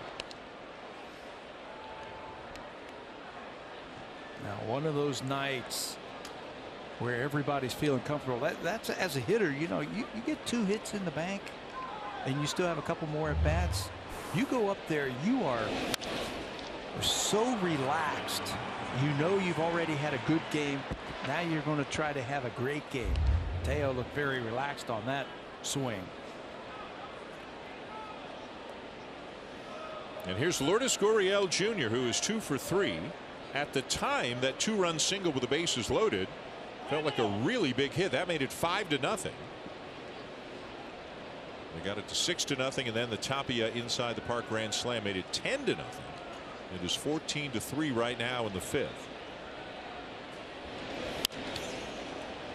Blue Jays have scored in every inning. Need Gurriel to do something here to keep that streak alive. Taking some good swings. That was a good swing from Gurriel.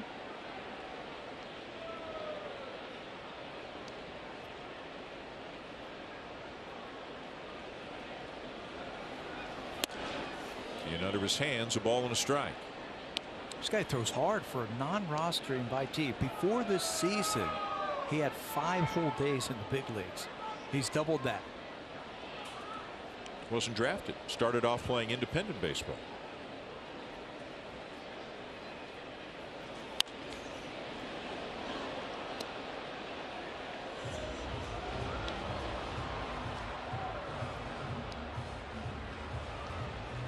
They've got some uncertainty on the pitching staff right now. Caleb Ward, 30 years of age, from Grand Rapids.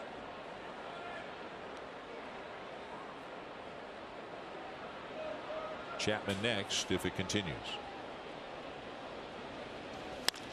And it'll continue. Another base hit for Gurriel. Lines another one up the middle. Bichette coming in to score. Hernandez stops at second. Third hit, third RBI tonight for Lourdes. It is 15-3. How about that?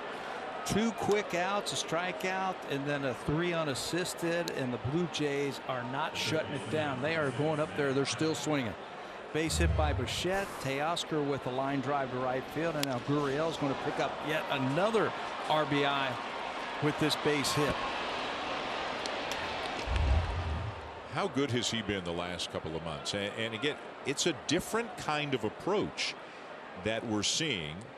Not hitting as many homers, but not chasing, using the entire field, line drive after line drive, base hit after base hit. That's who he is. That's who he is.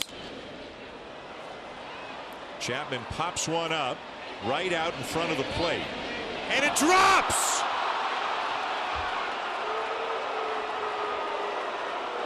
Nobody even got a glove on it. Nobody got within 3 feet of it, and another run comes in to score. Told you the Blue Jays are hitting, but the Red Sox are giving them a lot of extra outs in these innings. The fans are sitting here in disbelief. A pop-up, no one takes charge. No one. This is the third baseman's ball right here. The pitcher should be telling the third baseman, you've got it. And that should be a base hit. Nobody touched it, but nobody took charge either to try and get the out. And the inning will continue, and that's going to be an earned run to Caleb Ort. Yeah, it is an RBI single for Chapman. And you're exactly right. That's Devers' ball.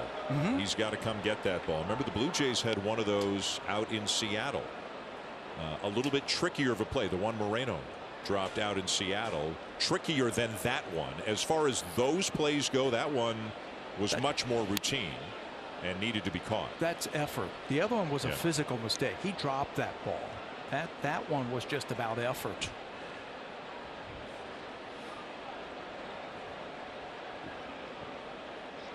How would you describe the noise the fans are making right now?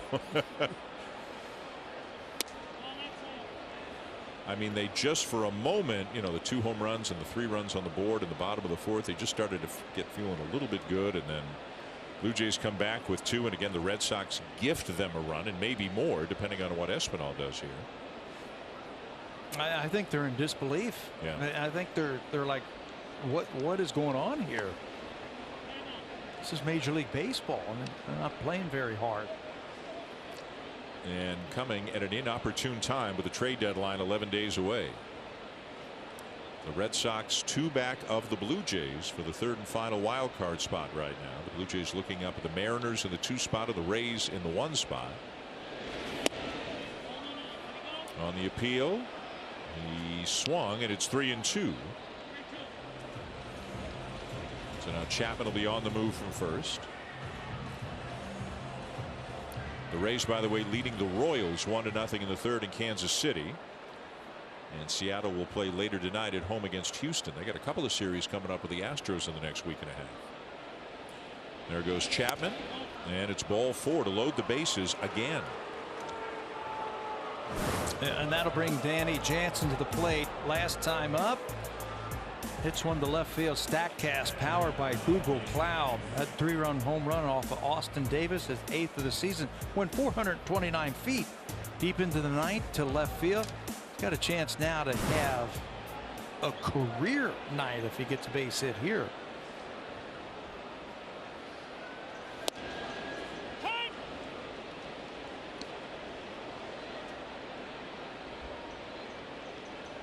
Gurriel at 3rd, Chapman at 2nd, Espinal at 1st. The bases loaded, 2 down in the top of the 5th. And a looper is going to drop in right field, a base hit. Gurriel comes in to score. The bases loaded again, 17-3. In the 5th inning, Blue Jays are going to bat around again. And Tapia is going to come up again with the bases loaded. Danny Jansen, told you, you know, you get a couple hits in the bank, You come up a couple more times, you are free and easy. He just takes that ball off of him. Hits it to right field.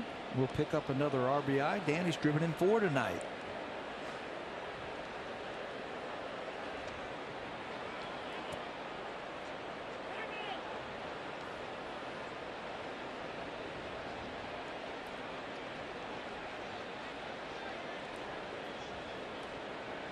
Coming up for the 5th time in the 5th inning.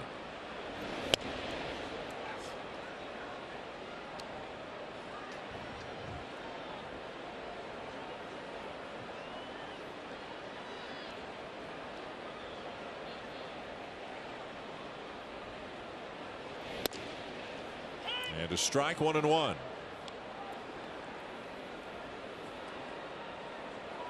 Well, I would think 2 things are definitely going to happen tonight. A position player is going to pitch for the Red Sox, and Zach Collins is going to get into the game for the Blue Jays.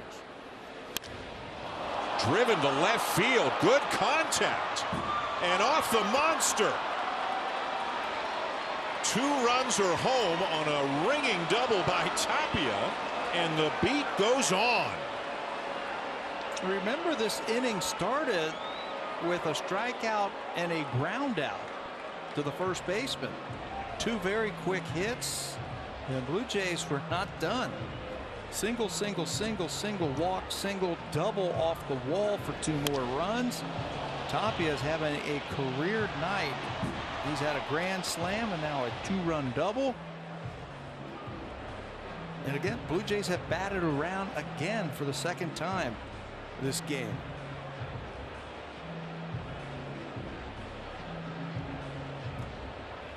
This is a Blue Jay franchise record for most runs ever at Fenway Park. And it's the 5th inning.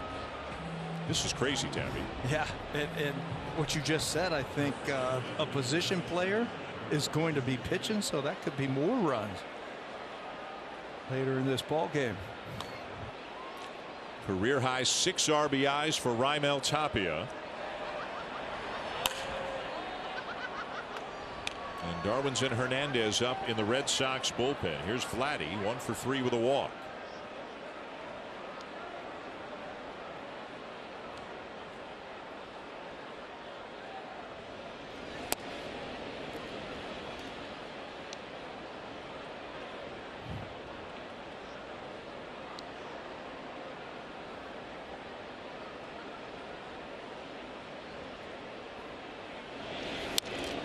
Foul back, 1-1. I have played in some of these games here as hitters. You're just trying to pile on your stats right here. You're going to have plenty of opportunities to drive in runs. You're going to have plenty of opportunities, guys on base. Just pile on. Pad the stats, as they say. 19 runs on 18 hits with 2 outs here in the top of the 5th.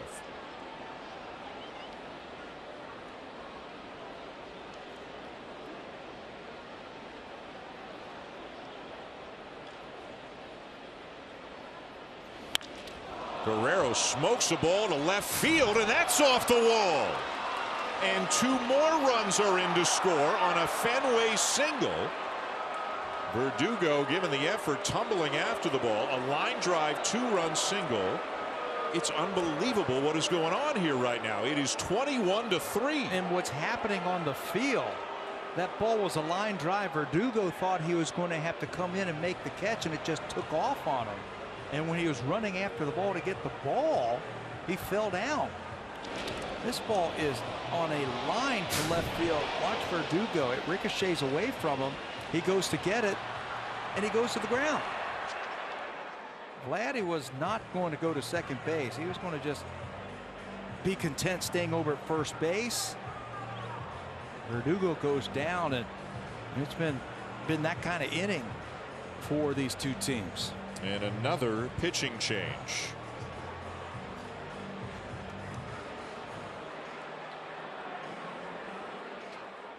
Premier tennis event, the National Bank Open, presented by Rogers. Tune in as the best players in the world compete August 8th to 14th on Sportsnet.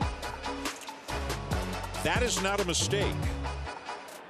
The person or people operating the scoreboard from inside the Green Monster, they've got it right. It is 21-3 for the Blue Jays. Darwinzon Hernandez, the fourth pitcher of the night for Boston, and he will face Alejandro Kirk with Vladimir Guerrero Jr. at first and 2 down. And Tabby made the point. The first 2 guys this inning, Guerrero and Kirk, made outs. And then 1, 2, 3, 4, 7, 8 consecutive batters have reached since then. One of them was on a pop-up that nobody caught for the Red Sox, but the other 7 were legit. And just 1 walk. The rest of them were base hits. Yep. Hernandez spent the majority of the time down in AAA. Just 3 games this season. Fastball, slider, and a curveball. Now pitching out of that bullpen. They've had some injuries in that bullpen. Matt Strahm is on the injured list, so Hernandez is back up. If you're wondering, and we know you are, the Blue Jay record for most runs in a game is 24. Did it against the Orioles back in 1978.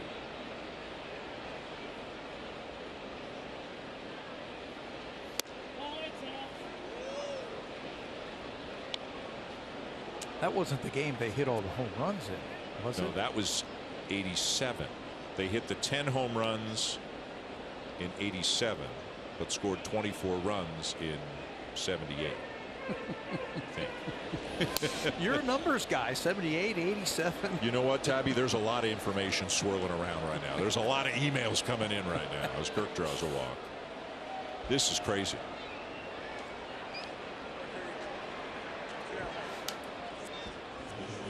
Here's Bo Bichette, the 12th Blue Jay to come to the plate. This is their second 7-run inning tonight. And there may be more coming. Kevin Gausman hasn't even thrown 5 innings. He's not in line for the win. He still has to throw 1 more inning to get the win. He hasn't pitched in forever.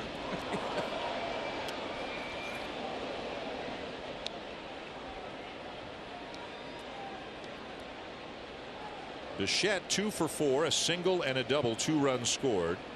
Every Blue Jay has at least 2 hits in this game now. That happened this inning. Talk about spreading it out evenly. They've got 19 hits, and every batter has at least 2. And Gurriel has 3. Gurriel right? has 3. Yeah. Toppy has driven in 6. Chapman's homer, Jansen's homer, Teoscar's homer.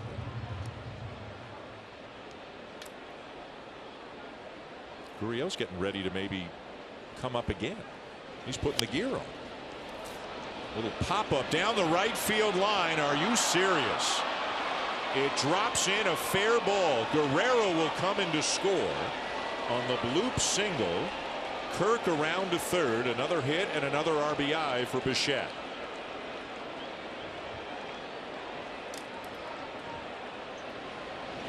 And the beat goes on.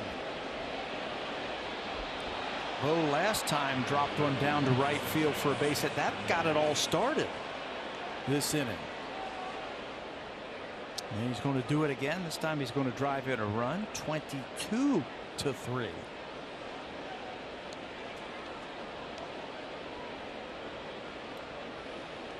And here's Teoscar Hernandez. So now the top 5 guys in the order have all come up 5 times by the time this game is in the 5th inning. There are too many records being challenged and broken to try to keep up with them all, but it's craziness. Yeah, we can't keep up with it. There's just too much happening. We have seen these types of games.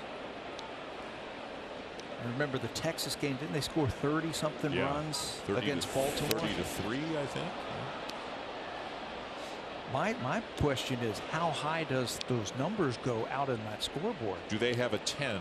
Like, I don't know that I've ever been here when somebody 30? has scored 10 in 1 inning. Yeah, and do they have a 30? That's a good point. I think 30, I think that's the major league record, that Texas Baltimore game. Broken bat, shallow right, and another base hit. Kirk in to score. 23-3. Well, we're seeing some history. or you might want to stick around.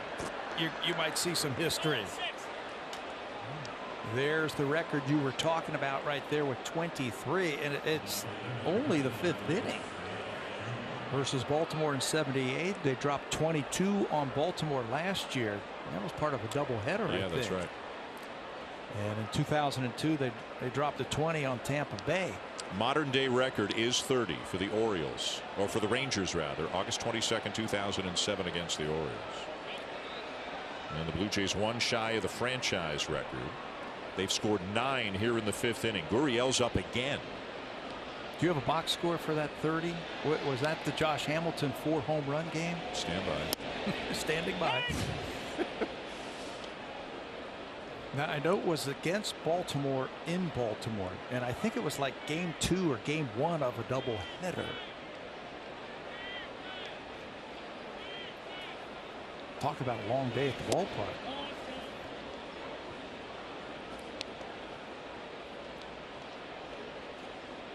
All right. What did you ask me? Yeah. What was the question again? Josh Hamilton hit 4 home runs in that game. Was that the 30 runs, 4-homer game? No. He did not play in that game. That wasn't the game where he hit 4 homers? He did not play in that game. Ooh.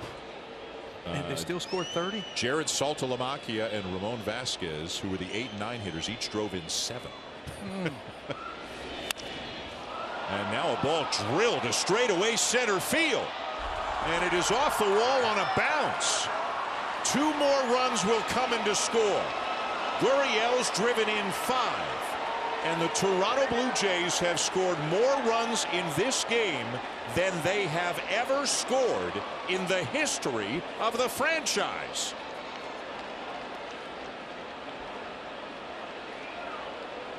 And it's only the 5th inning. Gurriel's got 4 knocks. He's got 5 RBIs. He's hitting everything the Red Sox are throwing up there, and my score sheet is filling up.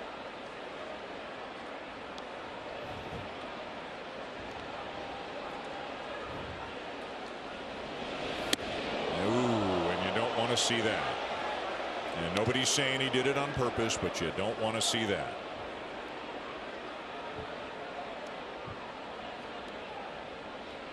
This inning should have been over. They should have caught that pop-up. It was Matt Chapman. That was 9 batters ago. Yeah, this inning. Yeah, that was Chapman. 9 batters ago. This has to be a record too. 12 consecutive Blue Jays have reached base this inning.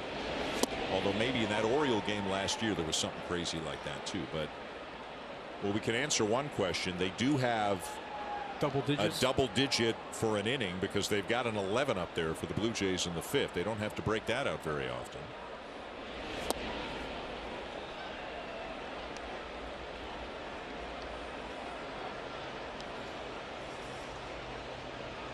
That dropped pop-up cost them 10 runs. 10 runs have scored because of that and since that. And there's strike 3 called on Chapman to end the top of the 5th. That's a Bronx cheer here in New York. A franchise record 25 runs for the Blue Jays. Let's get an update with Hazel May.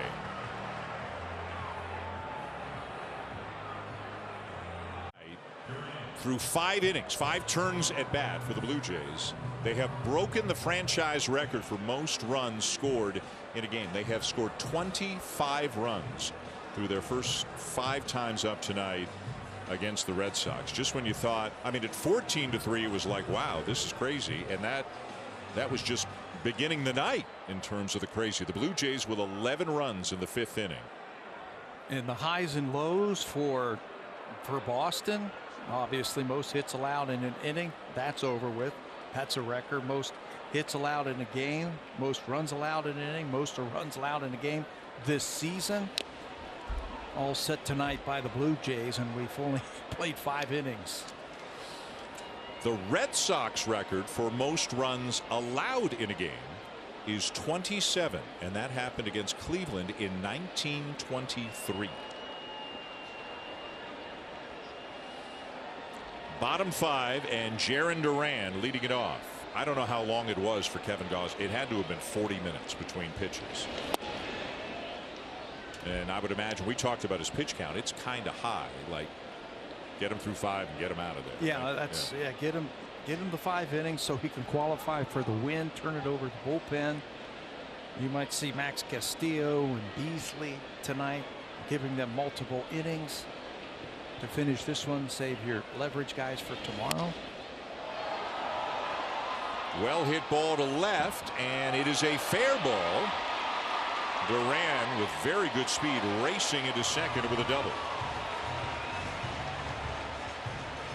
I think both these teams took BP during the All-Star break to get ready for the second half. That is hit number 7. Fastball down the middle, inside out swing. Somehow he's able to keep that ball fair down the left field line. And with his speed, no one's going to throw him out at second base.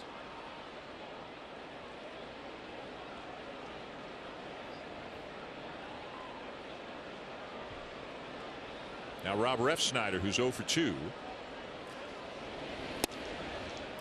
So we are having all kinds of people send us just great information, whether it's Rodney Heemstra with the Blue Jays or Mike DeAngelis or Scott Carson with Sportsnet. Here's the latest one. The 11-run inning ties a team record. It's the 5th time the Blue Jays have scored 11 runs in an inning. 25, as we mentioned, is a franchise record for the game.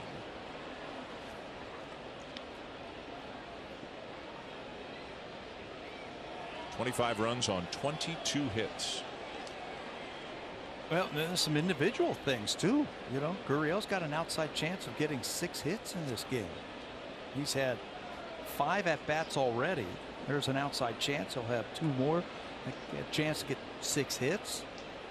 That hasn't happened since Frank Catalanotto did it. Some big RBI games by some of these players.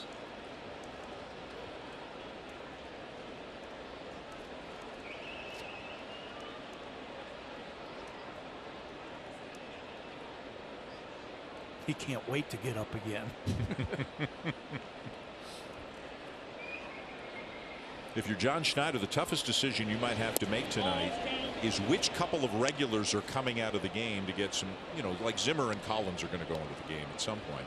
If you're Schneider, it's like, okay, you 2 guys come out of the game, and guys might be, oh, look at my numbers, Schneider. I mean, I want to have a big night. I mean, everybody will be good-natured about it, obviously, but presumably he's going to pull a couple of the regulars at some point. The All-Stars went all the way out to California and back.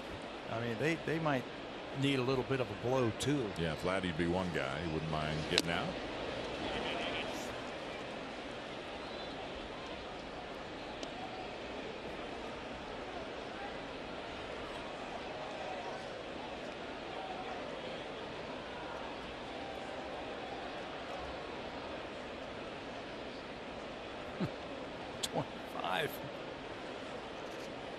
Wow. That looks like a misprint, doesn't it? 25? It does.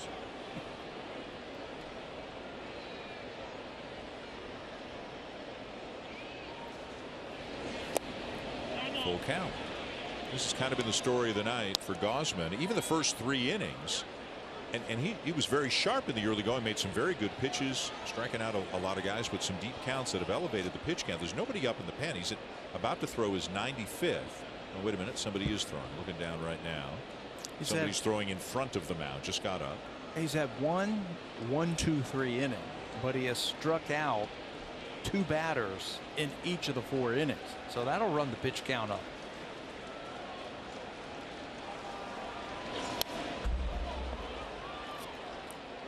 And it is Jeremy Beasley up in the bullpen. And again, hasn't even really gotten on the mound. Now he's kind of stepping back and getting up on the mound, talking to Matt Bushman, just getting started right now.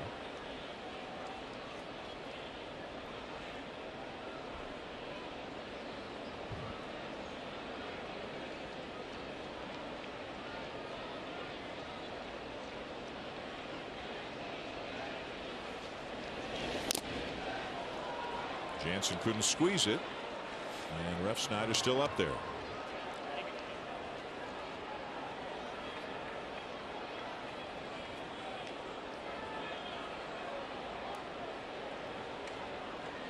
I've been impressed with his fastball tonight. He's had a good fastball. Yeah. As crazy as it sounds, I think you got to give the Red Sox hitters a little credit for the fouling off pitches, extending it at bats. They've really made him work when he's had pretty good stuff tonight. And he got him down to the knees with a fastball for strikeout number 9. Just keep painting that fastball right there, and you'll get through this inning. Second time that he has gotten Rob Refsnyder looking. Just pumping that fastball right at the knees. That's what I mean. He's got a good fastball tonight.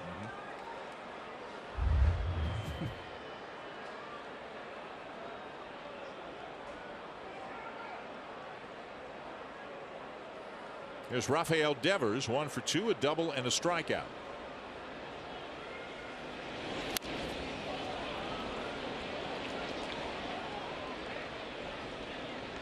It'll be a shock if this is his last at bat of the night. Yeah, he was an all-star. Took the trip all the way out to Los Angeles and then back. The time zone change kind of messed you up if you're out there just a couple of days.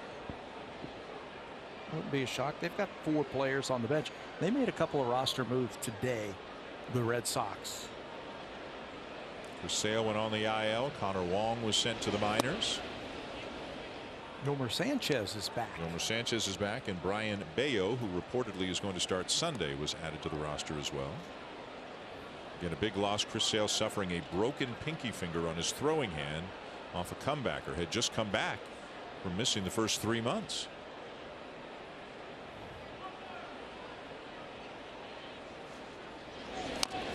1-2 on Devers.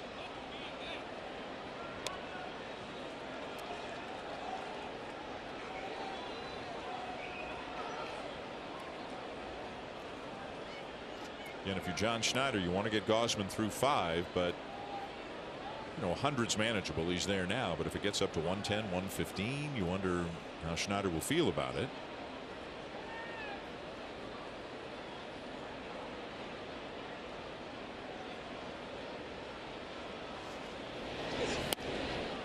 Wins are looked upon totally differently, obviously, than they used to be, but still, in this kind of a game, if you can get a guy a W, if you can get him through 5, you'd love to get him the W. Yeah. So, Yes.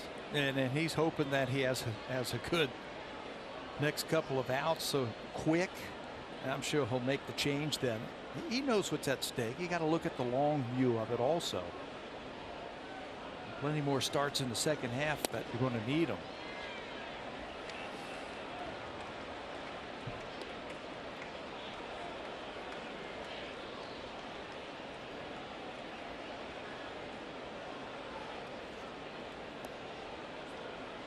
102 pitches, 65 strikes for Kevin Gausman. Runner at second and 1 down.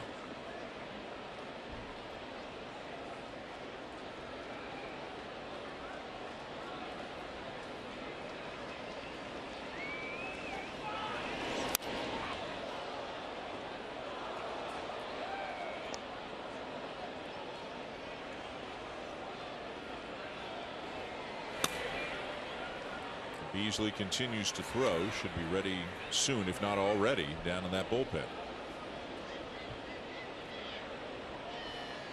Kevin's season high in pitches. He threw 110 versus the same Red Sox team the last time he faced them, but that took him through 7 innings, and there was also 10 strikeouts in that game.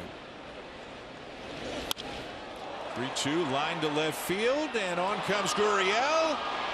Oh, and it might have been a double play had Espinal been able to come up with the short hop. Tricky play, but a nice effort there by Gurriel. Blue Jays will take the out, but they would have loved the double play. Jarren Duran, you're down by 22. You don't want to be running into any outs. This ball's going to carry out to left field. He's got to throw off of that back foot, and it's offline just a little bit. I think if Santiago has a chance to catch that ball in front of him, he picks it, but he had to backhand it. Duran is almost doubled off of second base. Gurriel almost came up with another outfield assist. So here's Xander Bogaerts, who has struck out in each of his 2 at-bats tonight.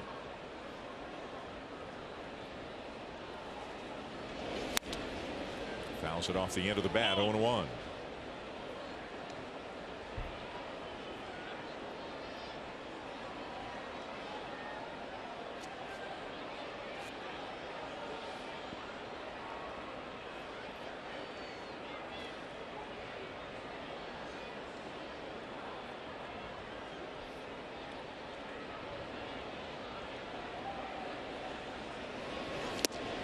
And 2.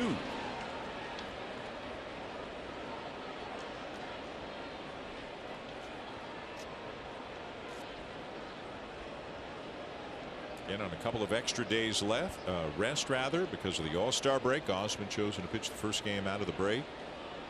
And he's had to work for it, but potentially a pitch away from getting through 5. Blue Jays felt pretty confident before this game. The matchup, Gausman's success this season against Boston, what he throws, how that matches up against their offensive capabilities. And then we got word about 20 minutes before that J.D. Martinez was a late scratch. Back spasms. We'll see what his status is for the afternoon game tomorrow. It's a 4 o'clock start tomorrow.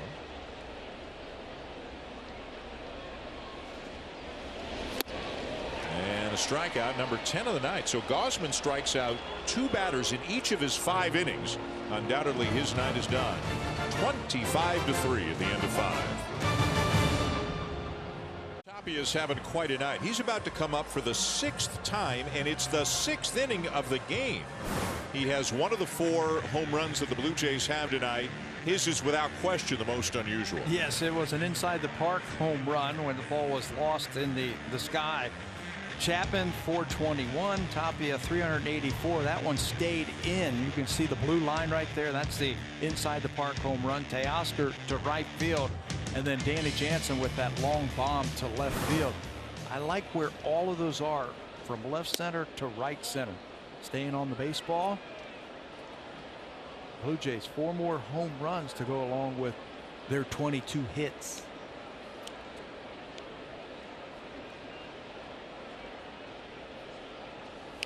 Santiago Espinal leading off the 6th for Espinal.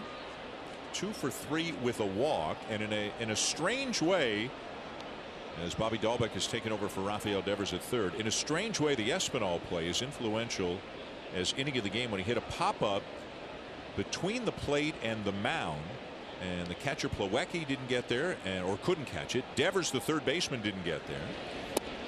The pitcher didn't take charge. Was that the Chapman play? That was Matt Chapman. Oh, that was the Chapman play. You're right. I'm sorry. There have been so many. Thanks, Debbie. No problem. So, other than me getting the names wrong, it was really a great point I was making. Well, he was involved in that play. Ground ball into the shift. You're right. And safe at first. Wow. And that's the point I was just going to make. Yes, the Blue Jays have 25 runs and they have 22 hits, but it's been plays like that, and Espinal was involved in one earlier. Remember the ball that he tapped out in front of the plate? Austin Davis came around, threw wild down the first base line. Here's a routine ball right at the second baseman. And throws wild at first base. And as Jeter Downs is charged with an error, I presume, charged with an error, pulling Vasquez off the bag, and Espinal safe. Are they going to let their starting catcher, who started the game at first base tonight, are they going to let him play all 9 innings? He's going to catch tomorrow, presumably. Are they going to let Christian Vasquez sit out there for 9 innings of this at first base? Well, they sent a catcher down today. With Connor Wong that they sent down, who's a catcher. Yeah, but they can put Franchi Cordero in at first base if they wanted to. Here's the only thing I'm thinking: if he's out, Plawecki gets injured, who's going to catch? Doesn't matter. It probably doesn't matter. There's Danny Jansen. But you don't want to get somebody else hurt. Yeah.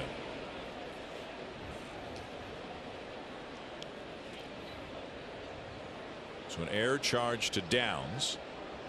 And if you're the Blue Jays, you don't want to rub anything in, obviously. But Espinal running hard out of the box as hard as he can down the line. You still got to play the game the right way. And running down to first, that's playing the game the right way. Yeah, you can go base to base now. Right. You don't have to try to go first to third on on everything. But you still have good at bats, and you still play the game the right way. You still play hard. Gurriel has had himself a big night. He is 4 for 5, 3 singles and a double and 5 RBIs. And now Jansen crushes another one.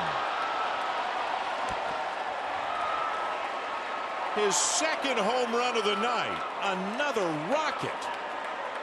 And it is 27-3.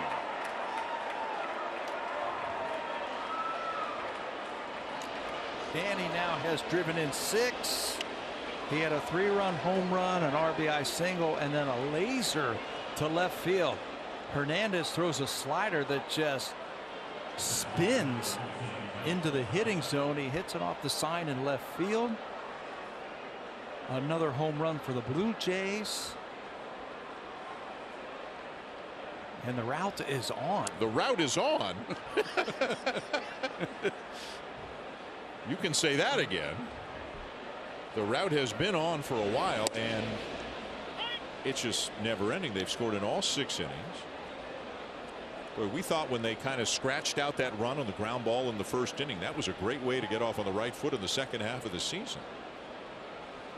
27-3. Again, the major league record, the modern day major league record. This is going to be a base hit. Woo, and a collision at first.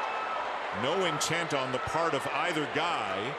Vasquez is okay. Is Tapia okay? I think there's your answer right there about your starting catcher at first base. It'll be a base hit for Tapia. Peter down, showing off his athleticism, but that's a play where the first baseman, I think he just lets that go. You know, if you reach for that ball, you're going to get plowed over by that runner.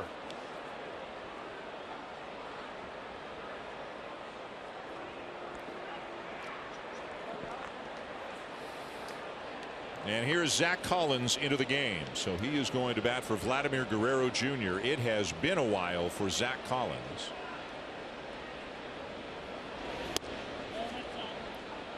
His last at bat came on Canada Day, and that was against Brett Phillips, a position player who was pitching that game for the Rays. The Blue Jays had a big lead at the end of that game, and Collins came in off the bench and hit a fly ball to center field. So his last at bat against an actual pitcher, Tabby, was June the 8th, 6 weeks ago. Oh, and you got to come in and face a lefty too.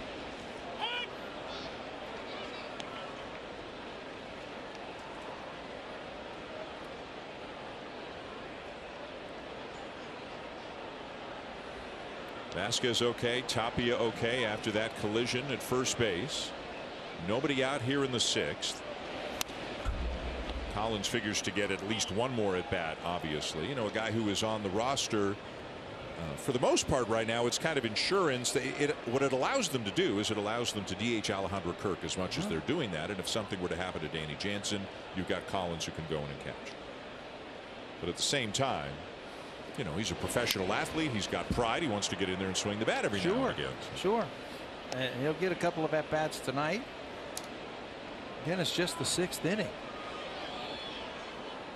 And he will probably go in and play first base.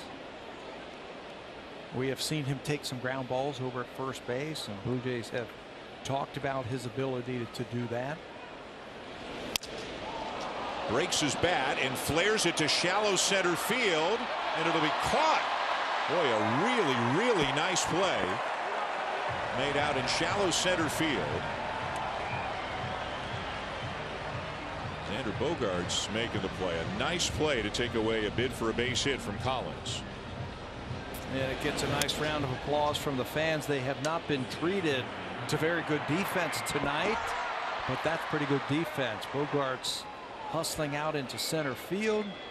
The only guy who had a chance to make that play for out number 1.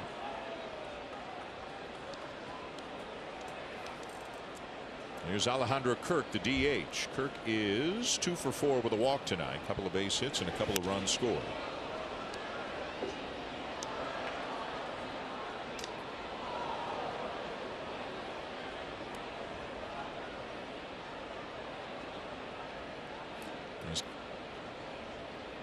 There's Kevin Biggio in the on-deck circle. He is going to bat for Bo Bichette.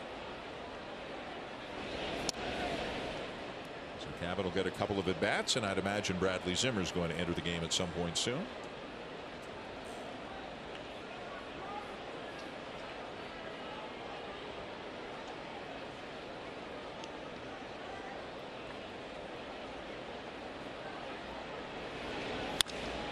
Up the middle, a base hit for Kirk, his 3rd of the night. Tapia up to second.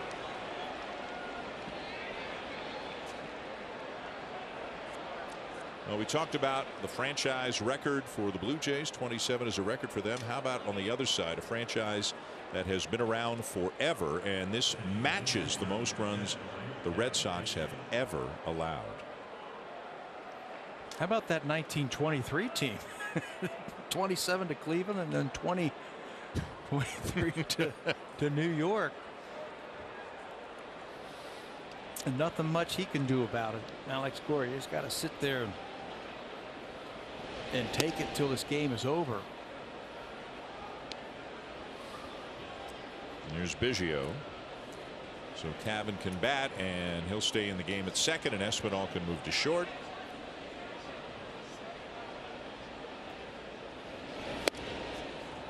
One and one.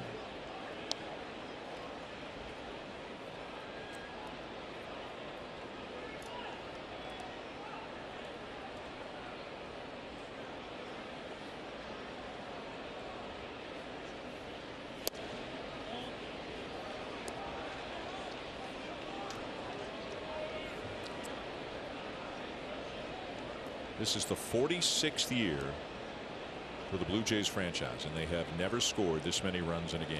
And they've already broken the record by 3, and it's just the 6th inning. And they are potentially challenging the major league record, the modern day, which means 1900 on, the modern major league record for most runs in a game, 30 by the Texas Rangers in a game against the Baltimore Orioles in 2007.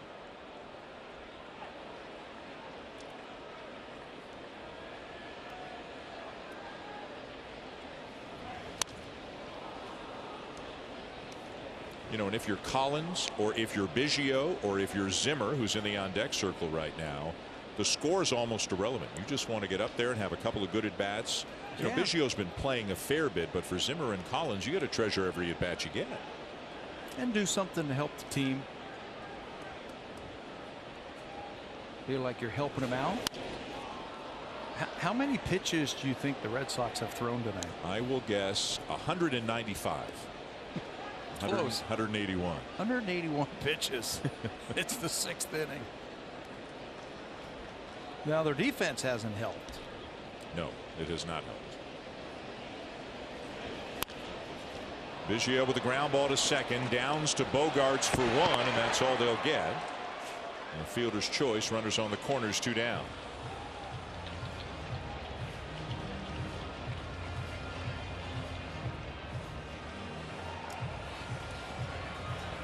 And here comes Zimmer now to bat for Teoscar Hernandez. So it's Guerrero, Bichette, and Hernandez, the three Blue Jays who have been lifted from the starting lineup. Which means guys like Tapia and Jansen, who have already had monster nights, have a chance to add to, and Gurriel, you're right, have a chance to add to their totals. Which is the right thing to do, right? There's the president of baseball operations, Chaim Bloom, for the Boston Red Sox. And again, the big talk here in Boston going into the All-Star break, coming out of the All-Star break, was, are they buyers or sellers? Are they in or out?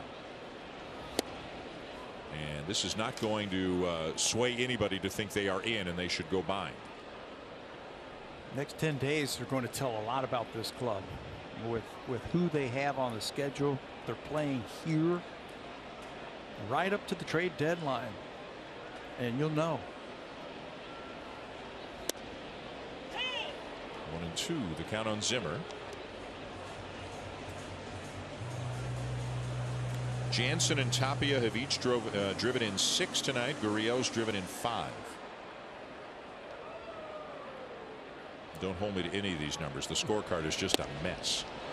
Swing and a miss by Zimmer, and the side is retired. The Blue Jays, though, add 2 more and now lead 27-3.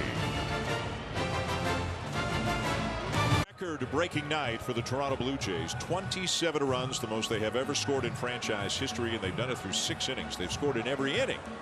As we go to the bottom of the 6th, and John Schneider has now gone to the bullpen. Kevin Gausman over 100 pitches through his 5, and here's a guy who can and hopefully will give them multiple innings tonight in Jeremy Beasley. He's done it before. He was just recalled for the 4th time from Buffalo on July the 16th. Fastball, breaking ball, splitter. At times, since he has been up here, he has pitched very well, and he got a chance again tonight. He can go as long as he can tonight. Hopefully, you have some quick innings and get through this. Give him 3 innings out of that bullpen. There's ball 1 to Alex Verdugo. Christian Vasquez after him, and then Kevin Plawecki.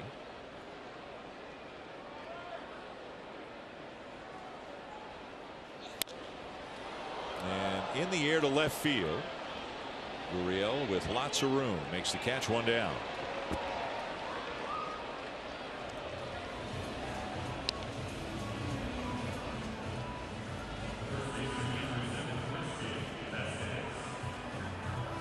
We can tell you tonight the 20. Let's see here. So many numbers to me. I believe also tonight the Blue Jays tied a major league record. They scored 25 runs in the first 5 innings. That ties a major league record for the most runs ever scored in the first 5 innings of a game. The Cubs did it to the Phillies 100 years ago. And we're here to see it. And there are 3 more innings still to come. I mean, there's an old expression, you know, you go to a baseball game, you might see something you've never seen before. We're seeing a bunch of stuff we've never seen before.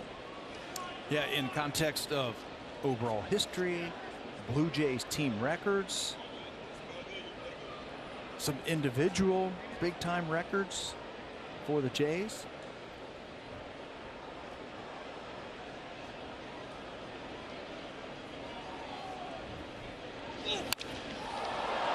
Vasquez drills the ball to center field and gone. Boy, he smoked that ball, lined it to straightaway center. That's his 2nd home run of the night. What a night Christian Vasquez has put on against the Blue Jays. They haven't got him out tonight. He singled his first time up, homer to left field. And in a 27-3 game, you got to figure you're going to get your share of fastballs. He hits that ball and he's not coming back. Challenges him with that 95-mile-an-hour fastball out over the plate. Vasquez with home run number 8 on the season makes it 27-4.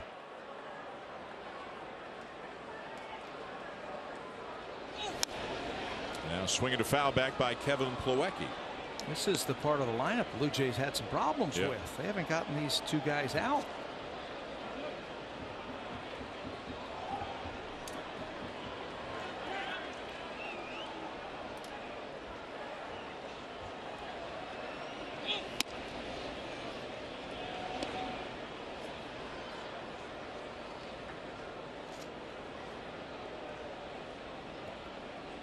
Guy who, if he's in there, and he's in there a lot, he plays at 1 speed. He doesn't give away at bats. He's another guy. I think he's a free agent at the end of the year too. I mean, there could be some significant changes on this Red Sox roster, if not in the next couple of weeks, then certainly by next season. So many question marks with the team. Plawecki launches one to left field, and it's off the monster. And it'll be a long Fenway single for Kevin Plawecki, who's now 3 for 3. And like I said, they have had problems with these 2. They haven't got them out. They're 6 for 6 tonight against Blue Jay pitching. And another fastball inside. He's able to get that bat to it. That's a Fenway special. right there. Normally that's just a fly ball. Here it's a base hit.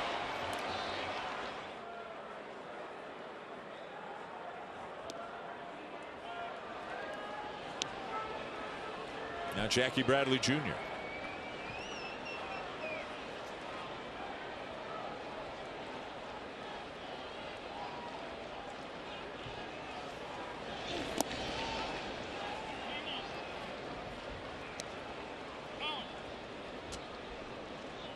Jeremy slipped a little bit right there on that last pitch.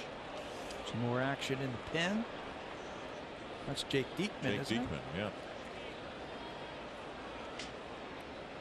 Alex Cora just trying to minimize the number of guys down there that he has to use. Beasley has given the Blue Jays 3 innings in a game this season. Back on June the 16th against Baltimore. He threw 3 innings, gave up a couple of hits, had a walk. He also threw 2 innings against Milwaukee the last time he pitched in the big leagues for the Blue Jays. That was back on June the 26th. So he is capable of giving them some innings tonight. Well, and that's not an unimportant thing. Obviously, it's not going to determine the outcome of tonight's game. But if you're John Schneider, you want to minimize the number of guys that you have to use in this game. And a swing and a miss. Down on strikes is Bradley, 2 down. I would imagine Anthony Banda comes into the game, but like you don't want to have to start digging into too many guys down there. And they won't. They'll be able to pitch the guys they need to right here and save their higher leverage guys for tomorrow's game in case you need them. Alek Manoah will start tomorrow. Boy, did we have a fun chat with Alek Manoah today about his all-star experience. And we'll get into that tomorrow. Not surprisingly, the big fella had the time of his life. And everybody south of the border found out what everybody north of the border already knows, that not only is he a great pitcher, but boy, is he entertaining. What a personality. Oh, boy. And that was right in his sweet spot. You mean I can pitch in the All-Star game, you'll mic me up at the same time, and I can talk to John Smoltz, and we can hit. Boom. He had a good time. His mom was there. She had a great time. Oh.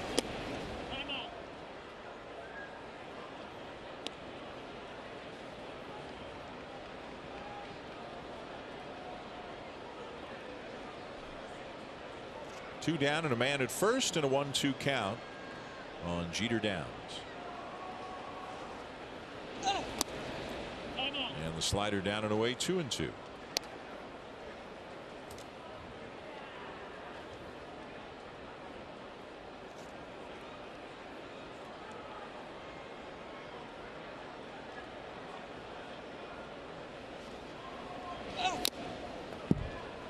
Fastball at 96, fouled back, still 2-2. You got plenty of arm.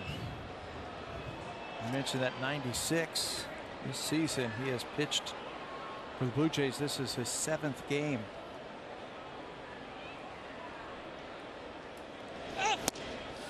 And he got him. Fastball away, so he gives up the home run to Vasquez, but that's all. 27-4 at the end of 6. Time now for a Blue Jays Central update. Here are Hazel May and Joe Siddall. Caribbean Carnival Weekend in Toronto with the Rogers Center. On Wednesday, July 27th, the first 15,000 fans will receive a Blue Jays crossbody bag. Visit BlueJays.com/tickets today. All right, here's the list you've been waiting for. The most runs ever scored in a major league game. The modern day record, meaning 1900 and on, is 30 by the Texas Rangers against Baltimore. 3 different teams have scored 29. There's also been 128 and 127 before tonight. So this is just the 7th time in modern day major league history where a team has scored 27 or more runs. And the Blue Jays still have 3 more turns at bat. Yes, and one of them might be against a position player. They've also tied the franchise record in hits with 25 in the game. They need 1 more to set a franchise record. If they're going to do that, they're going to have to do it against Jake Diekman. Diekman is in the game for the 40th time this season. A lefty with a .450 earned run average. That's not what they were hoping for from Diekman when they signed him this offseason. And what a night for Lourdes Gurriel Jr. 4 for 5, 3 singles, a double, 5 runs driven in. And a couple of changes for the Red Sox, incidentally, as Xander Bogaerts is out of the game. Jeter Downs has gone from second to short. Yolmer Sanchez is in the game at second. I think that's all.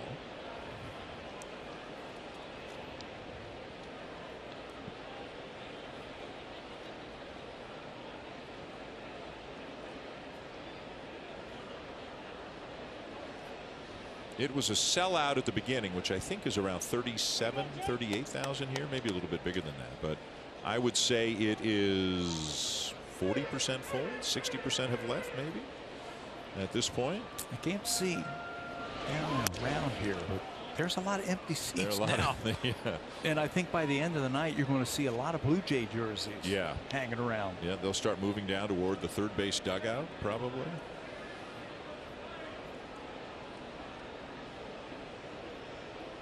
I mean, if you're a fan of a team, whatever team it is, if this is going to happen to your team, you'd rather it happen on the road, not when you've come to the ballpark.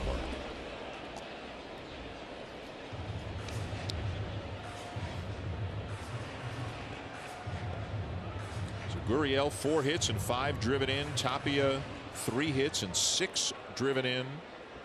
Jansen has 3 hits, 2 homers, 6 driven in. JD Martinez scratched from the lineup just before game time with back spasms.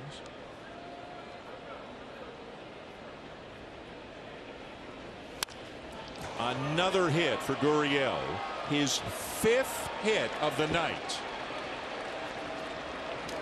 Well, I'm loving the approach that we see from Lourdes Gurriel right now. Shooting that ball the other way. His hits, his big hits, have come right back through the middle.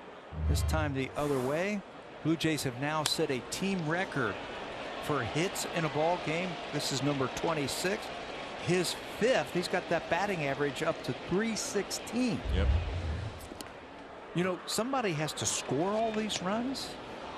Teoscar has scored 4.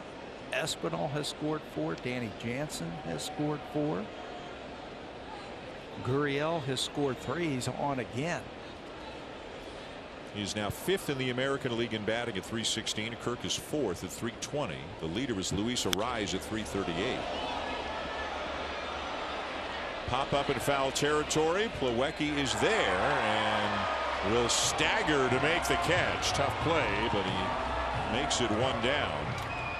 That's they can, you know, what are you going to do but smile about it if you're the Red Sox? Things have gone so bad, but nobody got a glove on the other one that dropped in fair territory and led to 10 extra runs scoring in that inning.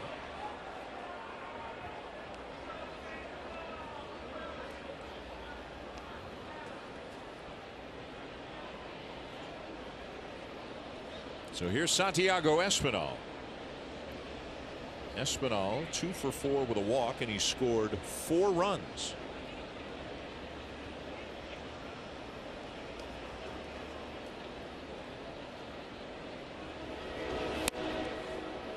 You know what would be interesting, and I don't know if it can happen, and again, batting titles aren't looked upon with nearly as much reverence as they used to be, but do you know who the batting champion was in the American League last year? Was it Tim Anderson? Nope. He won double check this before I play this game with you. He won. No, I was right. I know he won a batting title. Yeah. What was last year? 2021. 2021. It wasn't Tim Anderson? It was not Tim Anderson. He finished 4th. He finished 4th? Laddie finished 3rd. Michael Brantley finished 2nd. Yuli Gurriel won the batting title last year. Of course. Now, I'm not saying Lourdes is going to win it. Arraez is, you know, he's at 338 right now, but Gurriel's up to 316. What if the Gurriel brothers had back-to-back batting titles? Tell you what, I like where he's at right now. Talking about Lourdes. He's hitting everything, and he's the kind of guy that can get hot and can sustain this for a long time. When his stroke is where it's at right now, he can sustain this, and you watch that thing just go up, up, and up. It was, what, a month ago? He was at 250, maybe 240.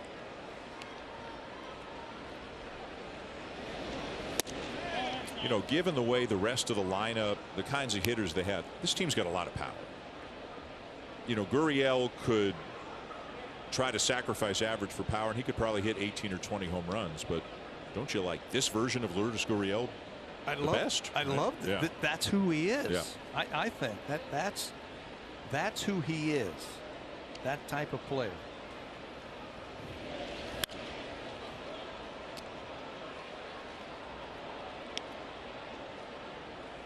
On June the 1st, Blue Jays played the White Sox. Lourdes Gurriel started that day at 240. So a month and a half ago, he was at 240.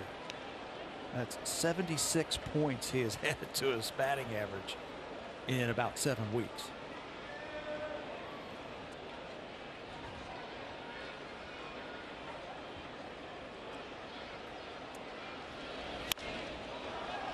Espinal pops it up. Downs now the shortstop out of the shallow left field to make the catch for the second out.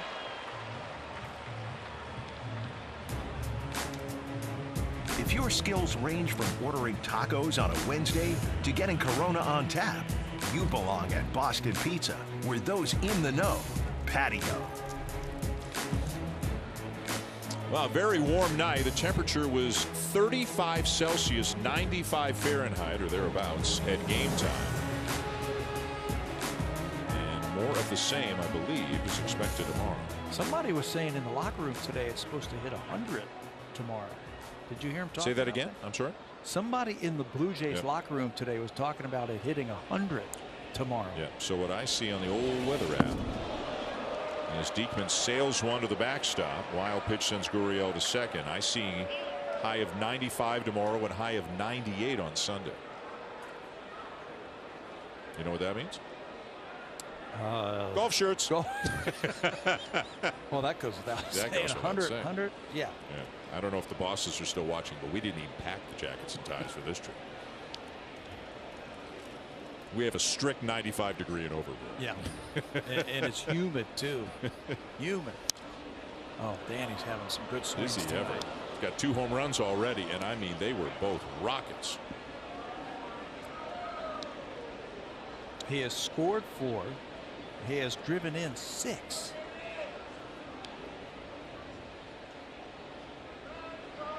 Out of the 9 spot.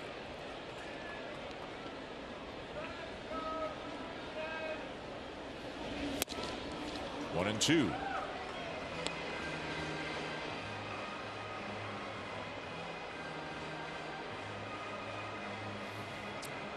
I think we can safely say on his way to a 5-1 start as manager of the Blue Jays. Yes, sir. Feeling pretty confident about that.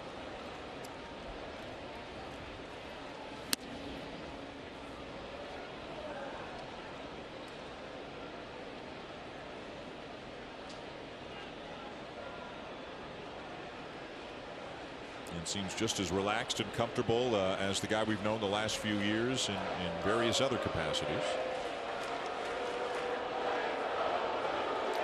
And now the booing is the Red Sox fans trying to drown out a chant of "Let's go Blue Jays" that has broken out here at Fenway. And there's strike 3 call to ring up Jansen. And for the first time tonight, the Blue Jays don't score. 7th inning stretch at Fenway. Parts 28-3 means a lot. We're in New England after all. And who's following what's going on tonight? Tom Terrific. He knows all about being down 28-3. You know why Julian Edelman is tagged, the improbable catch, the comeback, a Super Bowl for Boston's football team. But Dan, to quote another Boston coach, Dante Hightower isn't walking through that door tonight. Tom Brady isn't walking through that door. Neither is David Ortiz or Justin Pedroia. So this lead may be safe. Yes, it certainly feels that way. Boy, I mean, we got a story already. Would we have another story if the Red Sox made a game of this? But 27-4. Just the 7th time in Major League history a team has scored 27 or more runs. The modern day record is 30. It's on to the bottom of the 7th. We're an inning away, or less than an inning away, from Sweet Caroline, which I doubt will be sung with its usual gusto here at Fenway Park. Not going to be too sweet. Yeah. 2nd inning of work for Jeremy Beasley. And he'll face the top of the order, Jarren Duran, 1 for 3, sliced a double into the left field corner in his last at bat.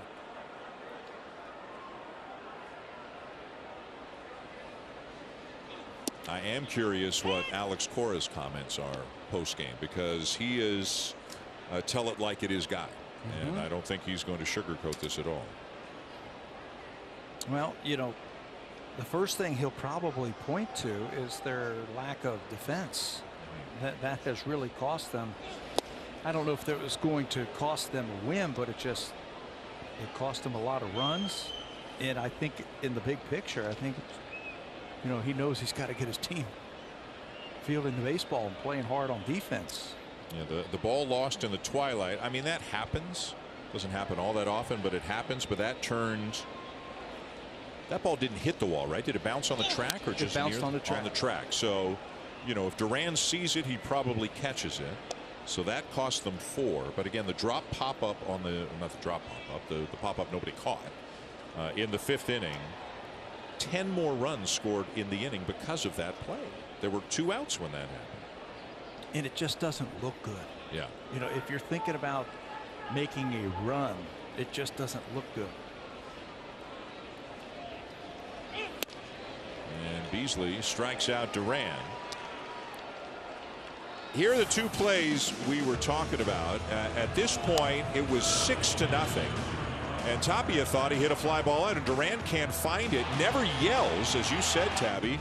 And nobody got near the ball in time. Inside the park grand slam, just the second in Blue Jay history. And nobody gets near that ball. The one that dropped. And 10 more runs. Well, 1 run scored on that play, and then 9 more runs scored in that inning after that play, which would have been the 3rd out had it been caught. Part of 12 straight batters reaching base for the Blue Jays. Refsnyder pops it up, and Jansen can't make the catch. In and out of his mitt.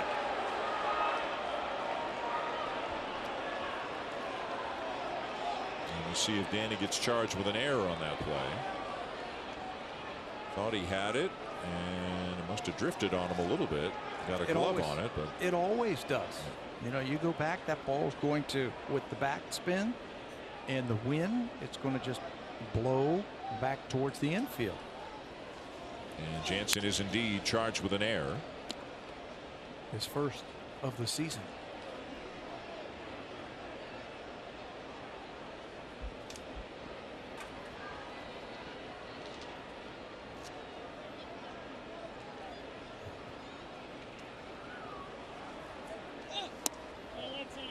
Outside, and a 1-2 count now on Refsnyder.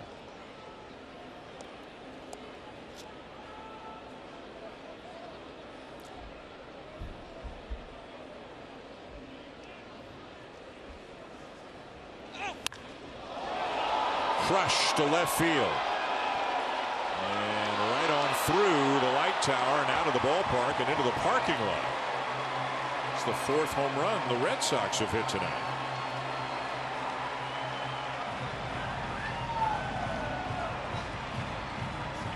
He does it again against this former team, the Blue Jays, with a home run. He had a big home run back at Rogers Center, dead center field. You give him an extra swing after the dropped pop-up, slider down and in right where he likes it. A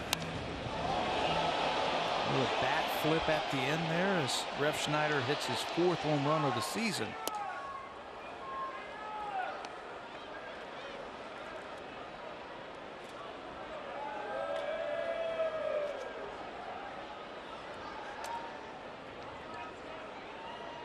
First at bat of the night for Bobby Dahlbeck.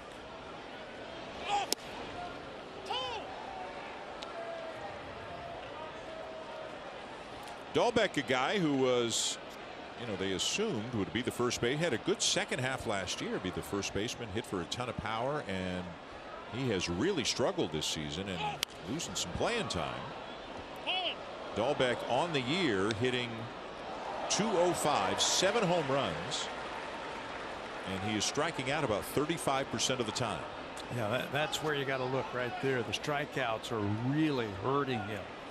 Teams have really pounded that fastball up in the strike zone against them.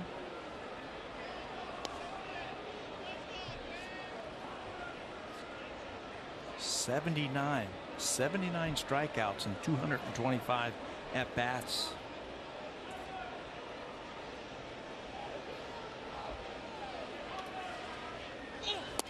Slider down and away, 2-2.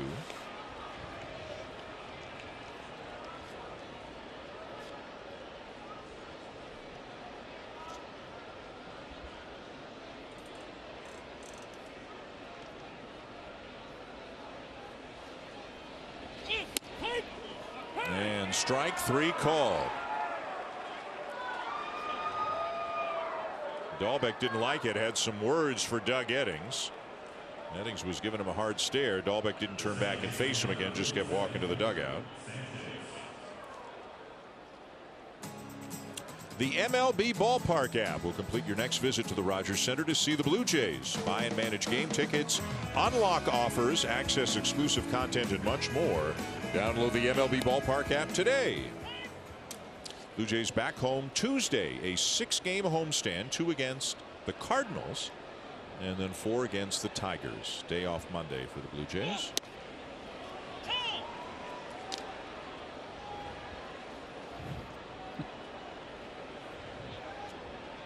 Open 2 the count on Yolmer Sanchez getting his first at bat. Just got called up today.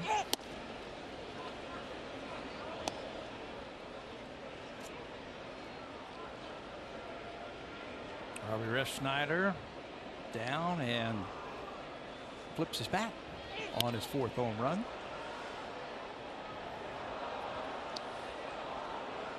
If you're the Blue Jays, don't even No, it doesn't matter. don't pay attention. Nothing. No. Let it go. Bigger fish to fry than worry about that. At this point, you just want to play the last couple innings, get back to the hotel. Don't want anything to break out. Don't want any issues at all.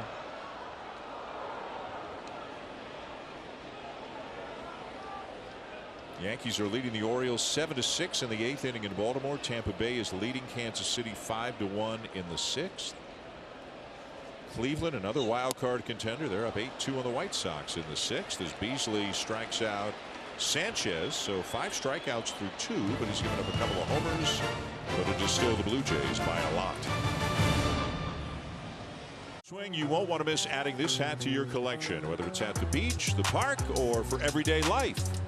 This hat is sure to keep you cool. Saturday, July 30th, 1 week from tomorrow, the first 15,000 fans for the Blue Jays and Tigers will receive a Blue Jays floppy hat. Get your tickets today at BlueJays.com. Pitcher number 6 on the night for the Red Sox is right-hander Hirokazu Sawamura. Sawamura needs some work. He's played in 34 games this season. Very respectable 255 earned run average. That fastball splitter combination has been good to him. Over his last 9 outings covering 13 innings, he's only given up 2 earned runs. Kind of surprised that he is pitching in a game like today, but we must need to get him into this ball game, get some work.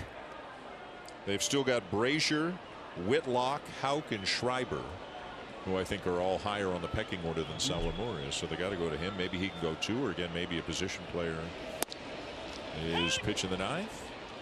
How about Raimel Tapia? 3 for 6 with a single, a double, and an inside the park grand slam, the second in Blue Jay franchise history. Sharply hit. Dahlbeck gobbles it up and throws him out. Well, the gang of the truck put together some notes on the inside the park grand slam, number 226 in Major League history, just the second in Blue Jay history. Tapia joining a club with some pretty notable names. I don't know how many of them were lost in the twilight, but this one was unusual, and really I think the moment you knew when it was going to be one of those nights. Yeah, something was up, and the Blue Jays were going to win it going away right after that play. Second at bat now for Zach Collins. Came on as a pinch hitter for Vladimir Guerrero Jr. in the 6th, and hit a pop-up out into shallow center that Xander Bogaerts made a nice play on.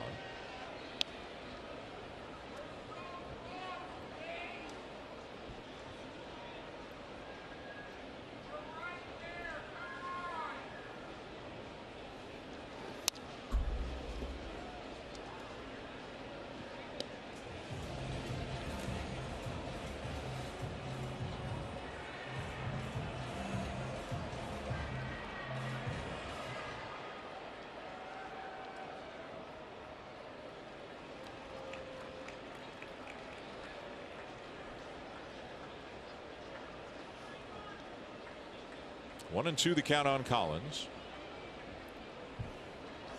And a fastball there for strike 3 call. 2 down. You can see why Sawamura can be really tough. Fastball now is hit 97. He's got that wipeout split that he can use. You know what you have to tell yourself if you're on either one of these teams? For the Blue Jays, it's just one win. You know, it's a blowout win, and you can pad your stats, and you're going to like all the offensive numbers, but it's just one win. Same thing with the Red Sox. It's just one loss. Both of these teams will be battling tomorrow at 4 o'clock. Alek Manoah and Cutter Crawford, the matchup.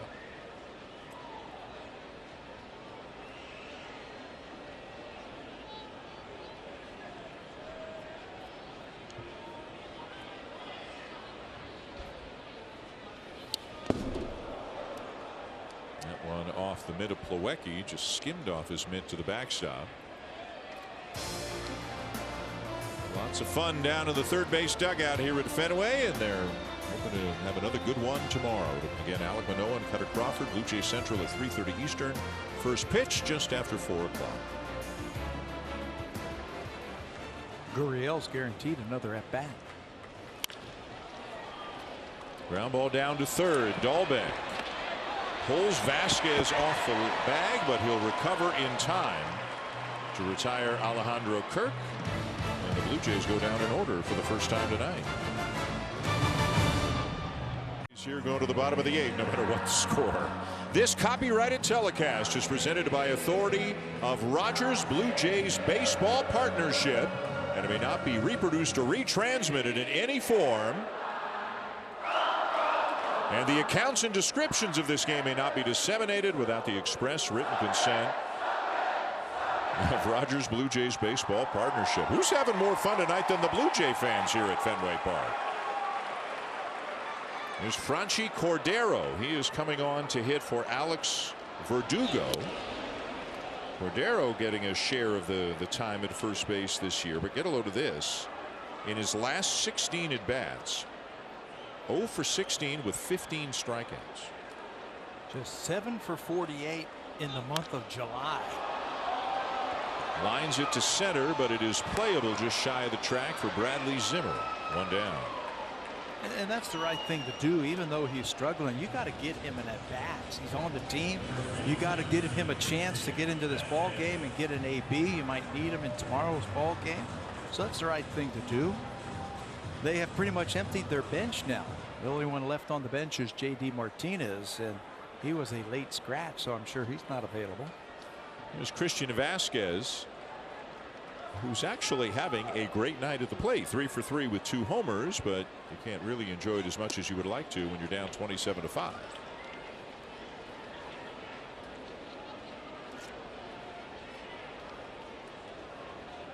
Four home runs for the Red Sox tonight, accounting for the 5 runs they've got. They hit 2 off Gausman and have hit 2 off Beasley, now into his 3rd inning of work.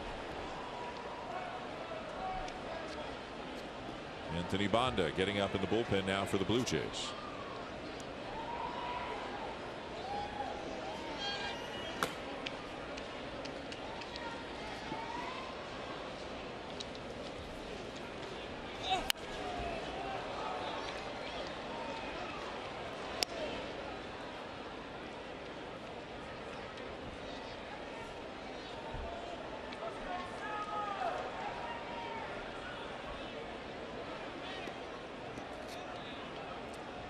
Vasquez will turn 32 in a month. He has spent his entire major league career with the Red Sox, broke it in 2014.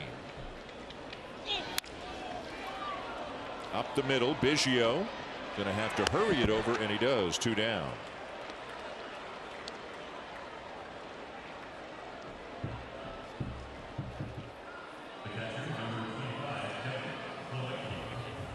And now Kevin Plawecki, the catcher, who's 3 for 3. 5 runs on 10 hits for the Red Sox, but 27 runs on 26 hits for the Blue Jays. A record-setting night.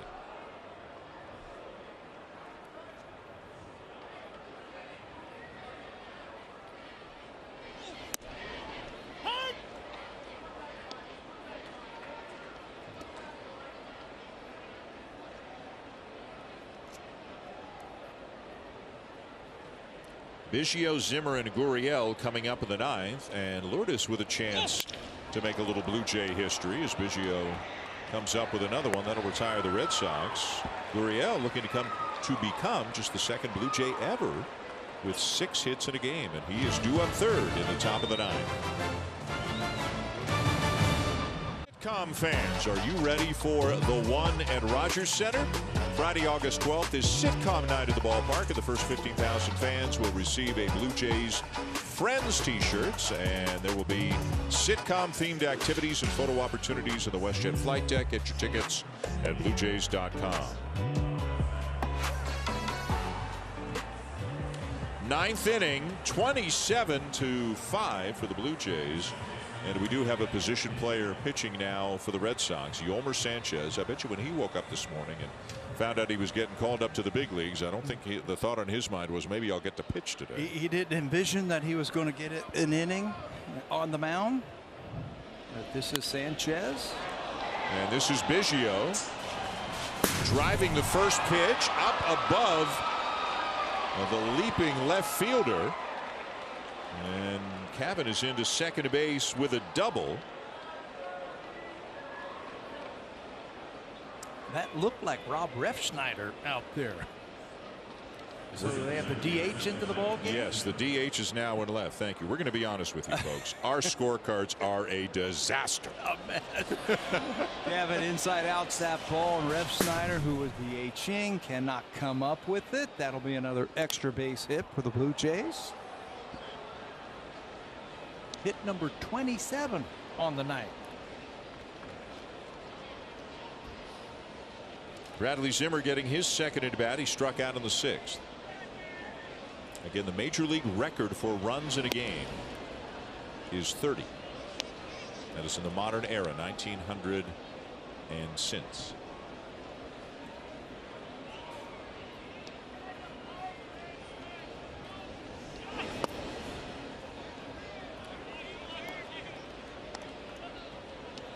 Second time that Sanchez has pitched in the big leagues. Pitched an inning for the White Sox last year, and he's not throwing 44-mile-an-hour lollipops in there. He's bringing it. Yeah.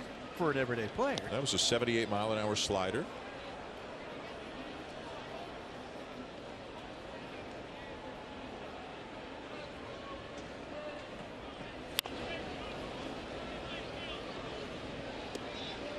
Looks like everything is a slider. That's the book on it. Sit on the slider. I'm going to call it a cutter. I don't know. Line to right. Well hit ball, but going back to make the catch is Bradley. Biggio had taken a few steps to third, so he'll go back to second. Good contact for Zimmer, but he's retired one down. And now it'll be Lourdes Gurriel Jr., who is 5 for 6 on the night. The only Blue Jay ever to have 6 hits in a game. Frank Catalanato went 6 for 6 against the White Sox on May the 1st, 2004.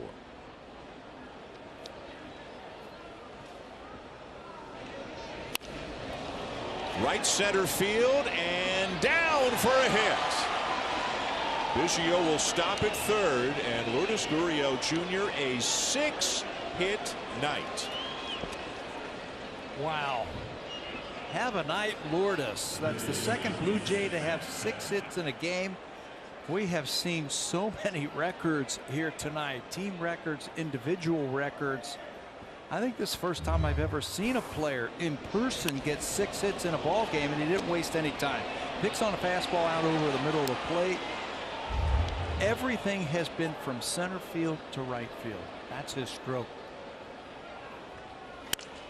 Matt Chapman, base hit left field. Biggio in to score. Gurriel to second. And run number 28 is on the board. Sounded like a broken bat, but it's been that kind of a night. They've had maybe 4 hits tonight on broken bats as well, I think. One of those nights. Matt Chapman has now driven in 4 runs tonight. You know, you can put a bit of an asterisk beside it if you want, because there's a position player pitching right now, but Blue Jays are a home run away from setting a major league record for most runs in a game. And Espinal's trying. He got the blooper pitch. Oh, getting another one. Good eye. Most runs the Red Sox have ever allowed in a game now, 28. Grounded to first. Throw to second, one, and there's nobody at first base, so that'll be a fielder's choice. Everything happening in slow motion on that play. And it is first and third, 2 down. Well, if the 78-mile-an-hour cutter doesn't work, you got to throw that blooper pitch in there, and that one seemed to work for him. See what Danny Jansen can do. 2 outs in the 9th inning. Popped back foul. Danny's timing was a little bit off on that one. He's already got 2 homers in this game and 6 RBIs. You know, if you're the hitter, you don't take it this too seriously, but you try to hit the ball. Sure. Right? I mean, you got to play the game. There's no mercy rule. Popped up. Dahlbeck makes the catch. So the Blue Jays get 1. And will take a 28-5 lead to the bottom of the 9th. And then with a life-changing 50-50 jackpot win, currently at almost $14,000, and the pre-sale window is now open for the next homestand jackpot.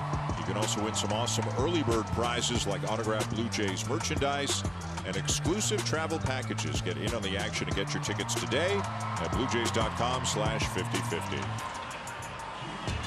What a crazy night. Franchise records in runs and hits. Just the 6th time in Major League history that a team has scored 28 or more runs. A 6-hit night for Lourdes Gurriel Jr. and a 6 RBI night for both Raimel Tapia and Danny Jansen. And Anthony Banda is on now to work the bottom of the 9th. 1 inning where the Blue Jays didn't have at least a base runner. That was the 1-2-3 8th inning. Anthony Banda, there's his 27 games with Pittsburgh and Toronto. Opponents hitting .371 against him, trying to finish this one off. Jackie Bradley Jr. looks at a strike. Well, what a way to start the second half, where the Blue Jays won 5 of the last 6 in the first half. And again, this is the team, the Red Sox, closest to them in the standings, behind them, I mean, 2 games back. So this will make it a 3-game margin. And if you're the Blue Jays, you'd love nothing more than to convince Chaim Bloom of the Red Sox it's time to sell, that they are not a contender this year. And that is the big talk around Boston. You know, as you and I went online and read our research packs and our articles today, that's all that people were talking about around the Red Sox, is this team. Remember, they got blown out by the Yankees in their last 2 games before the All-Star break, and then gave up more runs tonight than they gave up in those 2 combined. They've been outscored 55-8 in the last 3 games. They had scenarios of if the Red Sox are buyers. They had scenarios if the Red Sox just kind of play it as it is, and they had scenarios where they tear it all down and blow it up and start all over again. Jeter Downs is the batter. 0 for 3, 3 strikeouts.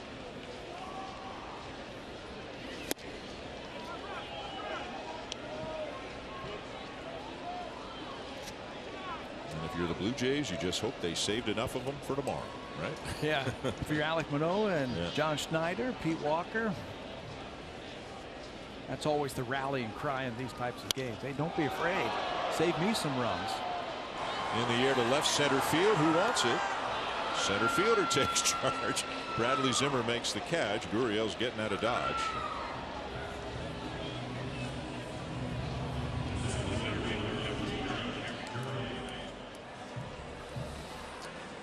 Started, you know, with a 1 in the first, built up to 2 in the second, and then boom, 7 in the third.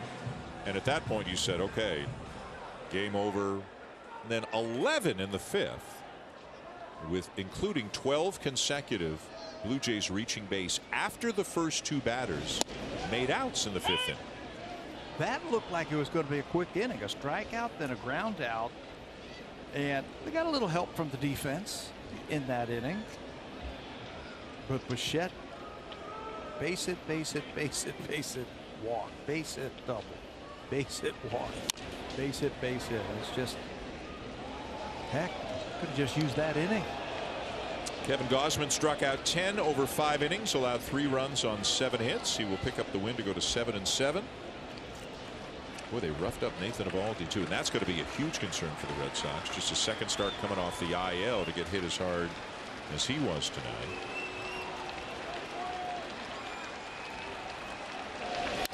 Fouled back, still 0-2 on Duran.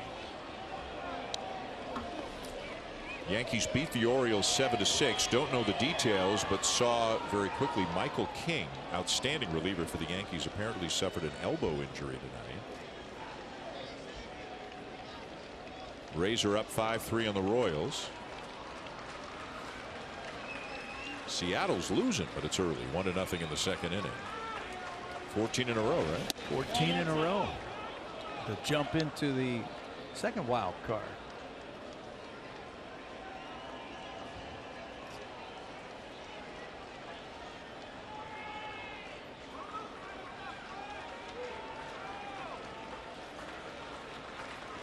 The 1-2 from Banda. Bounced foul up the first baseline. Rich Hill making the play.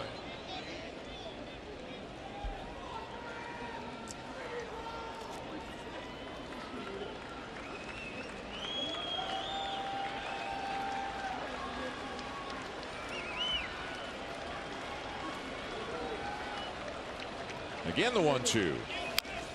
And another foul off. Got a nice run on that fastball. It's one thing they did since he's dropped his arm angle a little bit. He's getting a little bit more movement using his changeup. He's pitched 4 times now for the Blue Jays. Pitched a couple of times in that Kansas City series. A couple of innings, gave up a run.